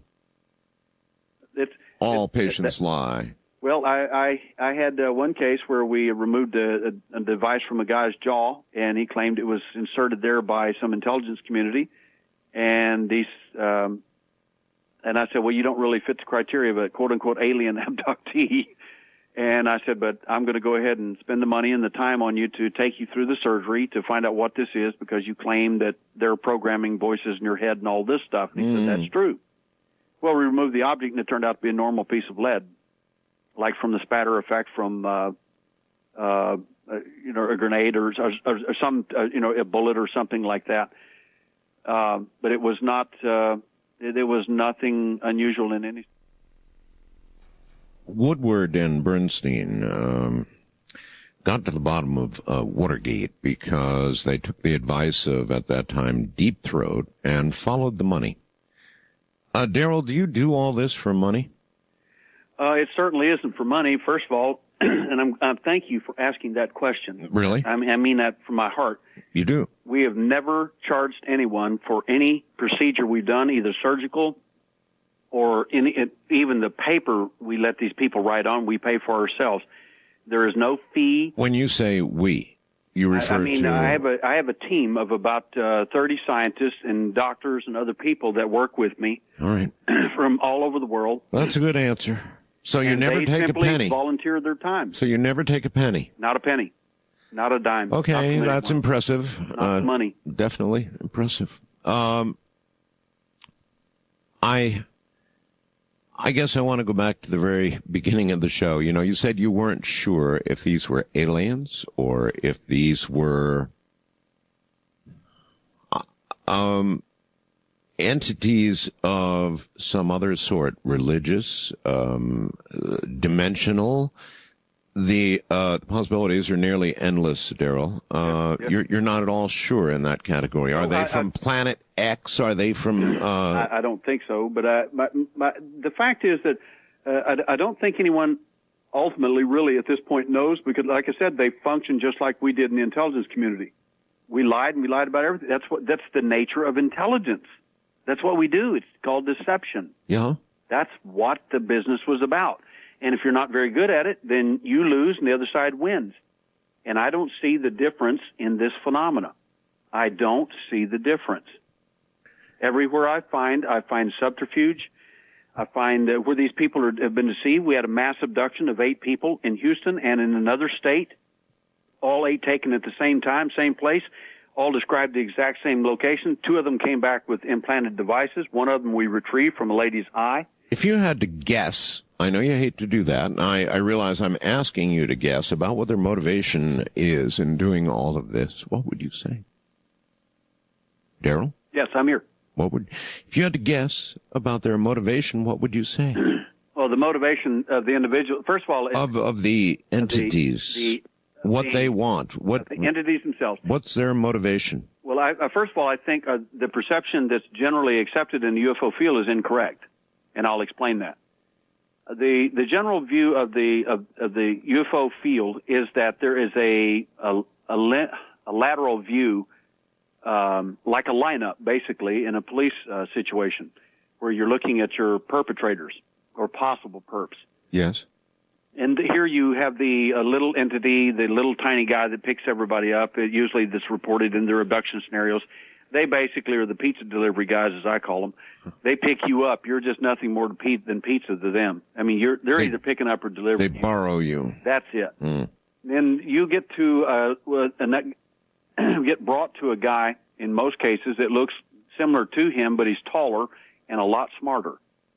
The little guys, the first ones you meet, are about like a 286 computer with legs. They're not really that intelligent. They're designed to do certain functions and nothing more. And they take you to Father Pentium. They pretty much. And he's often referred to by many abductees as the doctor or the guy that's going to do the exam on you and take care of you or whatever is going to happen.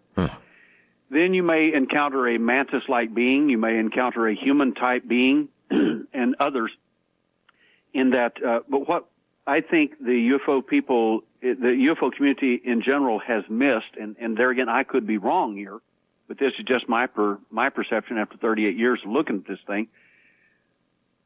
My thinking is that there are several tiers of this, and the reason I say that is because in my last event, the guys that showed up were not the guys that showed up in the first event or in the other events for 13 years. And this was I had a group full of people up in Tampa, Florida. The room was full of engineers and pretty educated people. One individual sitting in that room was worth $52 million that I knew about. And they asked a number of questions about my experiences, and I said, well, most of you people sitting in this room think they came here to save the planet. And I said, that's not my view, so you probably won't want to hear my view. And they said, we really do. I want to hear your view. And I said, well, in my last experience, I said, I've never described the entities because I want people to describe them for me, because if you can't describe them accurately, then you simply weren't there. It's just that simple, and I've had 8 people be able to answer that question. Okay, if they're not here to save the planet, then what are they here for? These entities are here. The second tier and higher are the one that make those decisions about what is to be done. And I think that based on what we're seeing, that the generational effects, how they seem to have followed us for who knows for how many generations, but the answer to the question is that I think that there is an interest that they have in us, not that they're breeding things into us as some people believe, but it would make more sense to me that they were breeding things out of our lineage, not into it. Out of. So they want something in our DNA is the answer?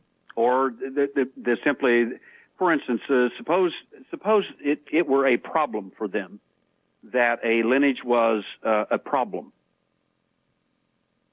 Wouldn't it be better to try to manipulate that lineage if you couldn't do something else? Then you might alter the, what's the difference in lab rats? If you have a series of lab rats and you've got this one series of lab rats that will not comply, they will not obey. Now, you can either get rid of the lab rats or you can try to alter them genetically. But you're going to have to get rid of that problem, or you're going to have a problem with those lab rats from then on. Problems that could create problems for you if you had an agenda that... All right. Are you suggesting that then, to them, we are as lab rats are to us? I think the abductee and the contactee mentality shows it beautifully. For instance, if you're very compliant and you like your experience, or you think you like your experience, you're referred to as a contactee. Yes. If you don't, and the little genetic engineer, so to speak, picks you up and handles you, and if it's me in this scenario, then I'm probably going to bite him. And he's probably going to thump me on the head and tell me I will remember instead of you won't remember. Yeah. And my experiences are going to be pretty unpleasant because I didn't cooperate. Right. And I didn't, and I didn't intend to, and I think that may be part of the reason they. So the difference between an abductee and a contactee, sure. One who has grown to enjoy it. I can't see the mentality. And I did ask you earlier a question that you didn't answer. I asked, how many of this type are there, do you believe? What percentage of total abductees do you think are quite satisfied with their lot? I think that about 25% to 30% of abductees go along with it. They, in my opinion, have got the Stockholm syndrome from the alien that they've literally identified with their captor. Right. I think that's as true as anything in the world. That argument came up between me and Dr. John Mack when I was in Istanbul, Turkey. He said, what we're finding is vastly different than what you're finding in some respects. He said, a lot of our experiences are more, they're more of a... Would you say you have contempt for these people? For the entities? No. For the people that are satisfied with their lot of not being at all. implanted. I think they have... It almost sounded like it. They have... they've made a choice that they've chosen to accept, and I have to respect that because there are people who actually do have experiences that are not horrific, and they really were not bad. There are other people who had horrific experiences, and they simply were instructed, you won't remember, and they simply didn't. However, when you use memory retrieval techniques with them, you find quite a different story. Many people are critical of memory recovery techniques, as I'm sure you're aware. In hypnosis, the power of suggestion, for example, is very strong. And it can easily be misused, and with the net effect being it is actually suggested to them that they had some specific experience. I agree that can happen. The fact is that I did a demonstration down in Ventura, a UFO group in California, just about 2 years ago, and I took a hypnotist out of the crowd. This was in front of therapists and psychiatrists was present, and other professionals were there as well. Right. And I hypnotized the hypnotist and did what you would refer to as a stage hypnosis. In other words, we had a lot of fun. I had her to hallucinate all kinds of things, being in a bus and a bumpy ride and all kinds of fun stuff. Everybody's laughing. And then I brought her out of this state, and I looked at her and smiled, and I said, tell us about it. She did. And I said, it was very real, wasn't it? She said, yes. And I said, young lady, you didn't go anywhere. We saw you right here. There was no bus. There was no bus driver. There was no rain. There was no heat. Nothing. Right. She said, that's true. I said, but it was very real to you. She said, that's true. I took another lady without hypnosis who I knew was an abductee. I'd talked to her earlier that day, and without hypnosis was able to speak to her just watching her linguistic patterns and had her access memory that she had blocked, but she was able to recover that memory very quickly and very powerfully without any hypnosis whatsoever. So I was showing these people that you don't have to have memory recovery. Doesn't necessarily mean you have to be hypnotized. If it's not tripped by hypnosis, then what's another way to bring it on? Well, first of all, there are different techniques that are actually used for this. Dr. Haynes uses a technique, non-hypnosis technique, to recover memory. It's very effective, very conscious. Give me an idea of how it works. A good example is you can, and I took two. The best example of this is one is called a transderivational search. This is called a kinesthetic or a touch transderivational search, where you can literally have a person recall the very first time they ever saw. For instance, if the entity was wonderful and kind and sweet and wonderful to them, you can take them back to the very first event, the very first time. But I'm asking about the means for taking this person back. If not hypnosis, then what is the means? The means is the body will make a series of associations all the way back to the very first time if you use proper linguistic patterns and encode, because the memory encodes in certain ways. And if you understand that, they'll go back to the very first memory, which is often quite horrific. Okay. Not the kind, sweet memory that they were sitting here smiling about the moment. So it may be non-hypnosis, but it's still a suggestion technique. Yes? Not really. This particular technique is very, the reason the PhD psychologists love it, the reason I've taught it to them, is because it's not suggestive, and it well, can, you it said can it pull was, up all kinds of it things. involved linguistics, right? In other words, putting... No, it's difficult. That's why I wish you would have been there, because when you see this, it's just stunning to see the difference between hypnosis and something very conscious, non-suggested.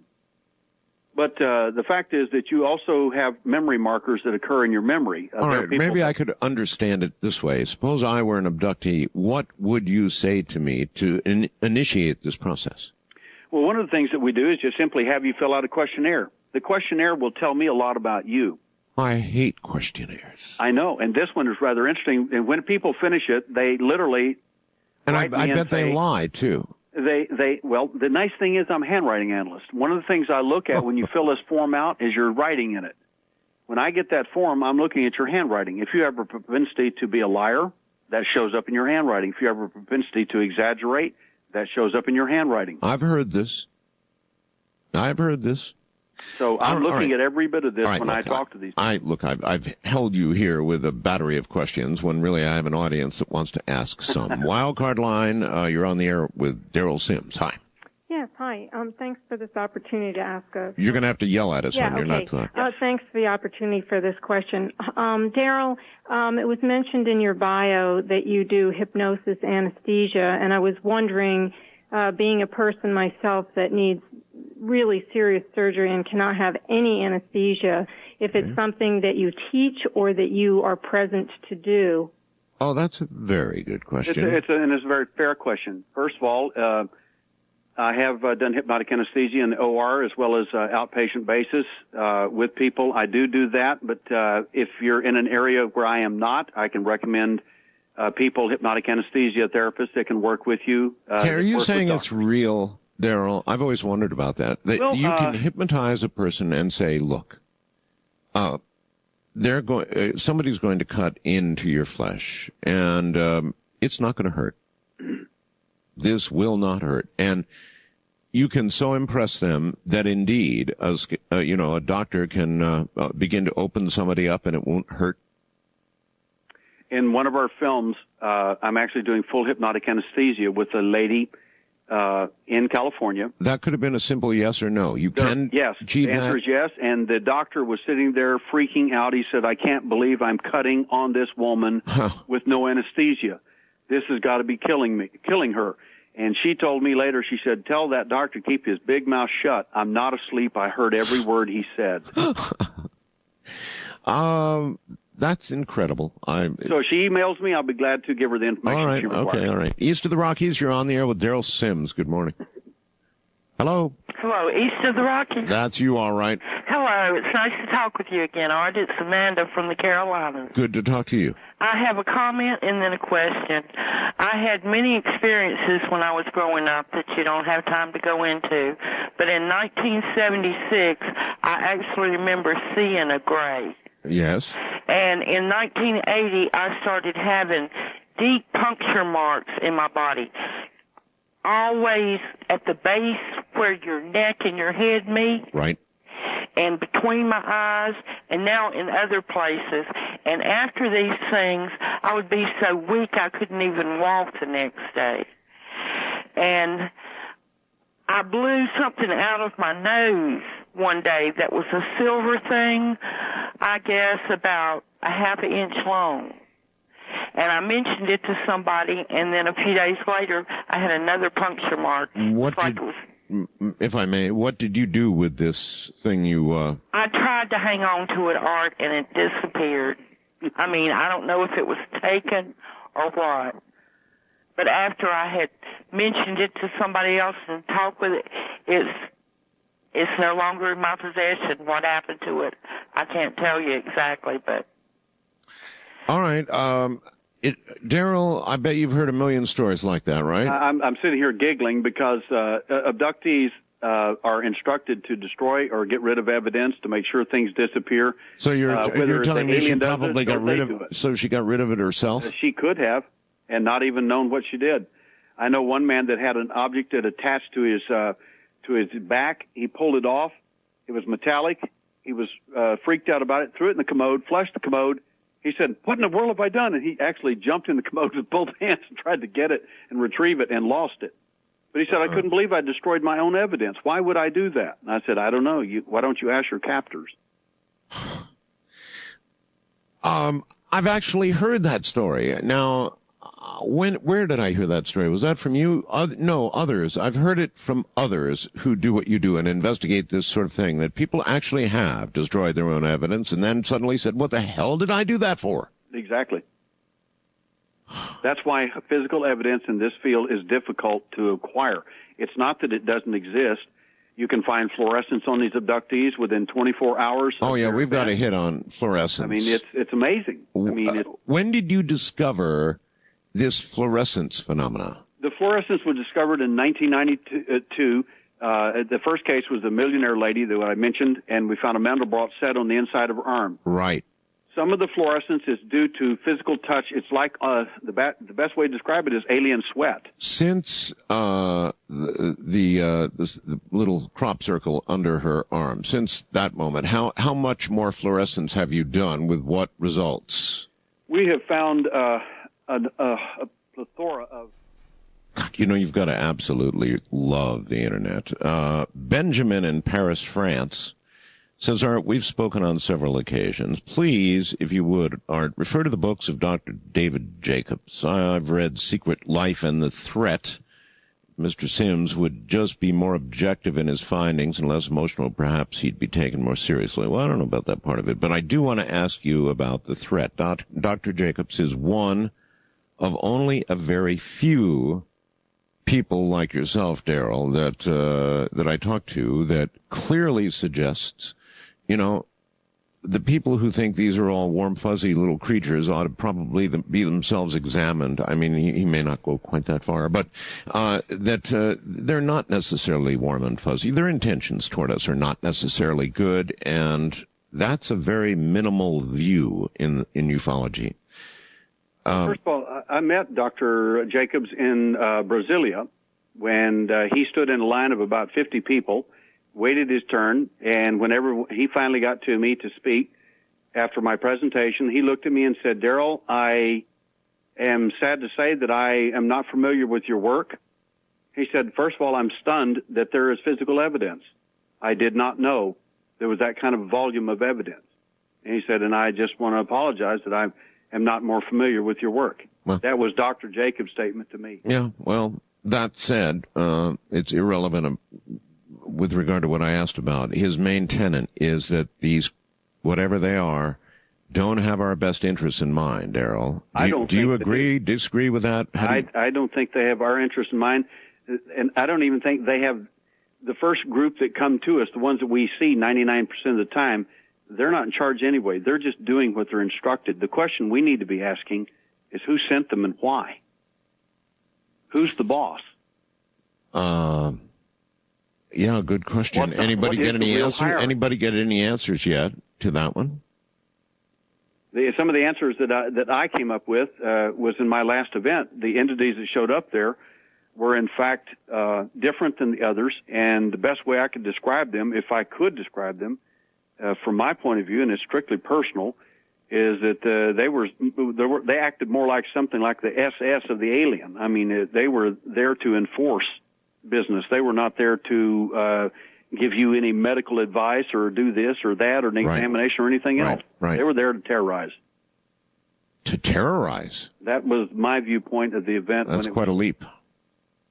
And it certainly is a giant leap from those who are satisfied and perfectly happy with their implant, and they think they are contactees, and they act in some happy little manner, transferring the word that all's going to be well and so forth, right? They do try to leave that impression, but the fact is, whenever you're lying there with something inserted in your up your nasal passage and you're screaming, it's highly likely that that's not exactly the true event. All right. Back to the phones. Wildcard line, your turn with Derrel Sims. Good morning. Good morning. Yes, sir. Thank you, Art, for your hardball questioning. Derrel, I'm a 60-year-old ex-aerospace engineer, and frighteningly, I have to say I find you 100% credible. Now, my question is, can you put your cop brain to sleep long enough to let the other side of the brain conjecture on really what the ultimate purpose of these individuals and their activities is? Okay, that's really the bottom line one, Derrel. So how about it? I'll do just exactly as you've instructed.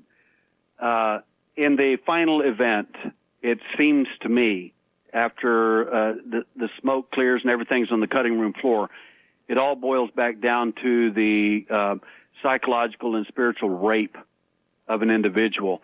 They even the physical taking of these people, abduction and the things that they do to these people. It is unimaginable that any sentient being would do this for any reasonable purpose whatsoever. Some of the things absolutely make no sense when you talk to geneticists. Even the genetics aspect of this doesn't really make sense. You don't need hundreds of thousands and millions of subjects to get a genetic example from a population. You just don't need that. So then what? You think it's terror? That's the objective? A case in point, yes, I do. And God, okay. Because in one case, the lady, here's a perfect example of how people get sued in the multi-million-dollar suits using hypnosis. The lady I worked with, the whole family had gone through a horrific event. It split the family. They later divorced over the series of events, of abduction events. Right. They couldn't deal with it as a family. They split up and went in all directions. Right. The lady finally came to me a year later and said, I want you to work with me. I did. And she described basically a terrible molestation, and she thought it was her own actual doctor. But I, knowing that wasn't her doctor, finally asked her, do you see him? And she said no. And I said, if you see any part of him, let me know.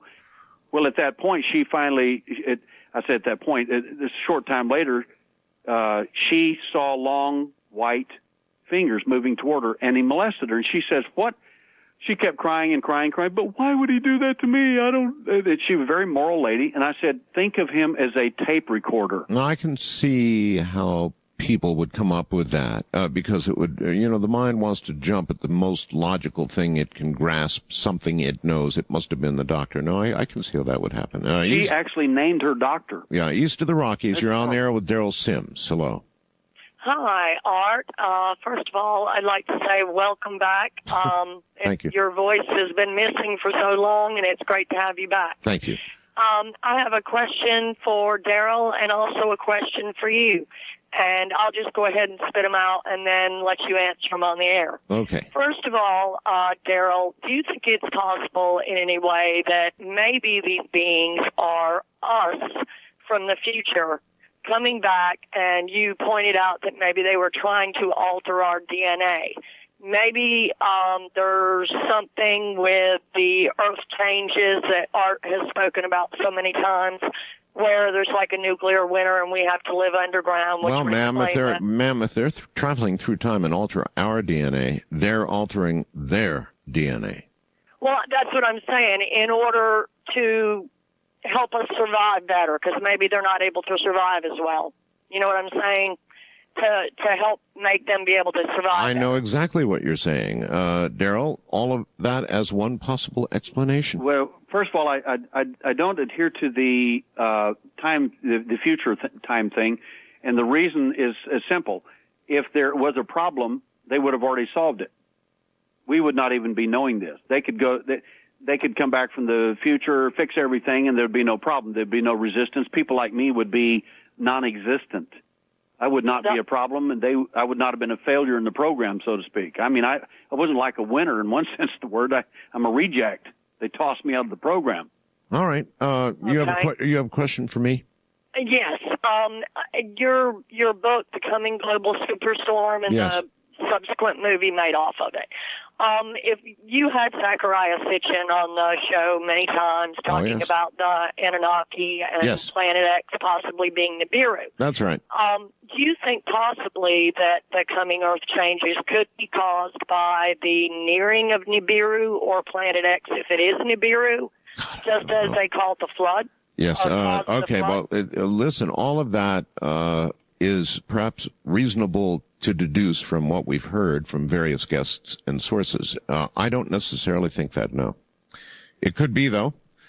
And everything she suggested could be, including in my mind, I must say, Derrel, I to some degree agree with her. Why not speculate that these are beings from the future? And then you've got a good motive for tampering with DNA because you're tampering with our DNA. But then your answer is, well, it would have already happened. They could fix the problem. My story would be, I don't remember anything, and there wasn't even an event.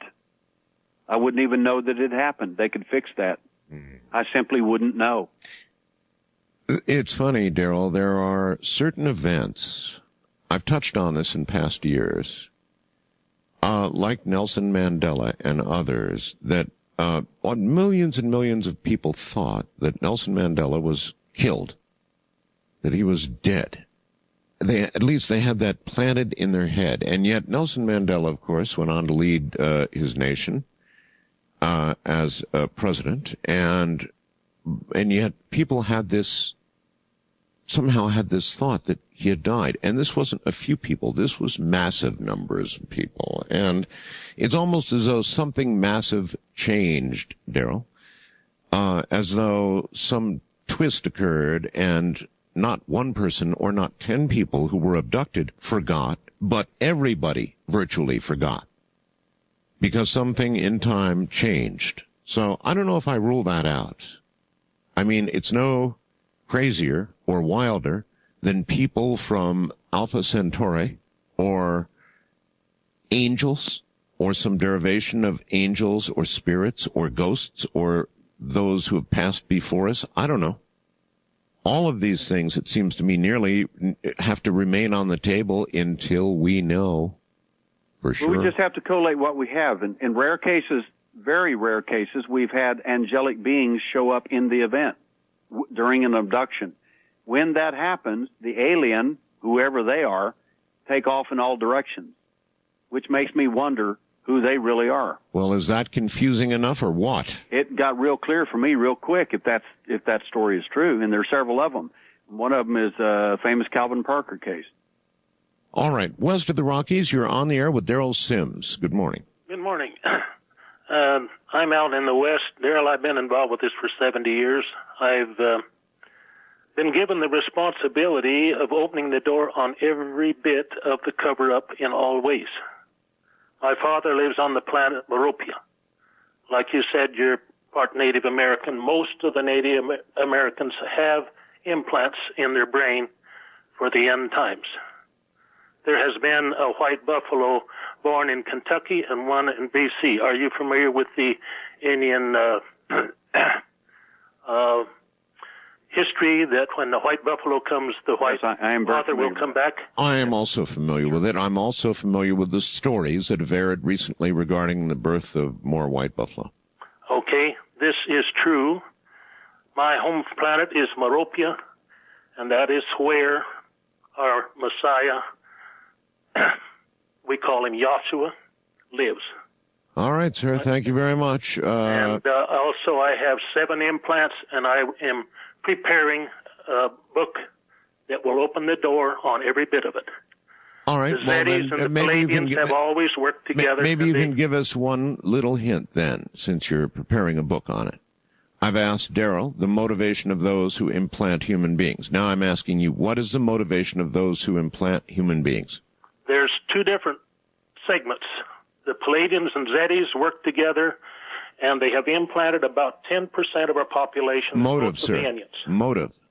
Motive is to prepare them because the implant we have can be turned on, and they can communicate when Yahshua comes with us to prepare to leave the planet. If you look in the Bible, it'll say that they will remove 144,000.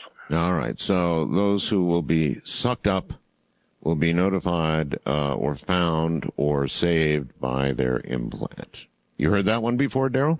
Quite a few times. The problem I have with with the story of so many people being implanted, specifically Native Americans and so on, you got to realize 45% of the people I'm looking at are Native American and Irish, or a combination there.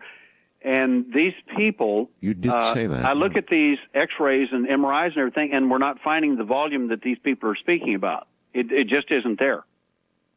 The evidence for that statement is just not there medically. Wildcard line, you're on the air with Derrel Sims. Good morning. Good morning. How are you? Okay, sir. Where are you? Conrad, Iowa. Okay. Yeah. So what I was wondering, I'm a Christian and I believe in Jesus and he's going to return and put everything in order. I'm kind of hearing a little bit about, the spirit side of this.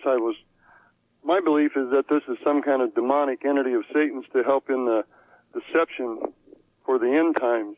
Do you believe that could be a possibility? Okay. Well, you're kind of like our last caller in a way. Well, I first of all, I'm a Christian, and I don't see the entities as demonic, and even from a biblical perspective, it doesn't make sense. A demon, by definition, is a disembodied spirit. Mm-hmm. Well, these entities are physical. They actually do appear physical. They do leave traces on people. They do physically touch them. They do physically carry them and move them. Do I think they're evil? Yes, I do. I think what they do is evil. I think their intent is evil. I think, and I need to say that about the hierarchy. The entities themselves, I don't think have much of a sense of care one way or the other what they do. They're just doing their job. All right. I want to be sure I get this in, Derrel. You've got a website that I'd be more than happy to promote for you, www.alienhunter.org, correct? That is correct. Derrel, how do you make a living? If not, then from this?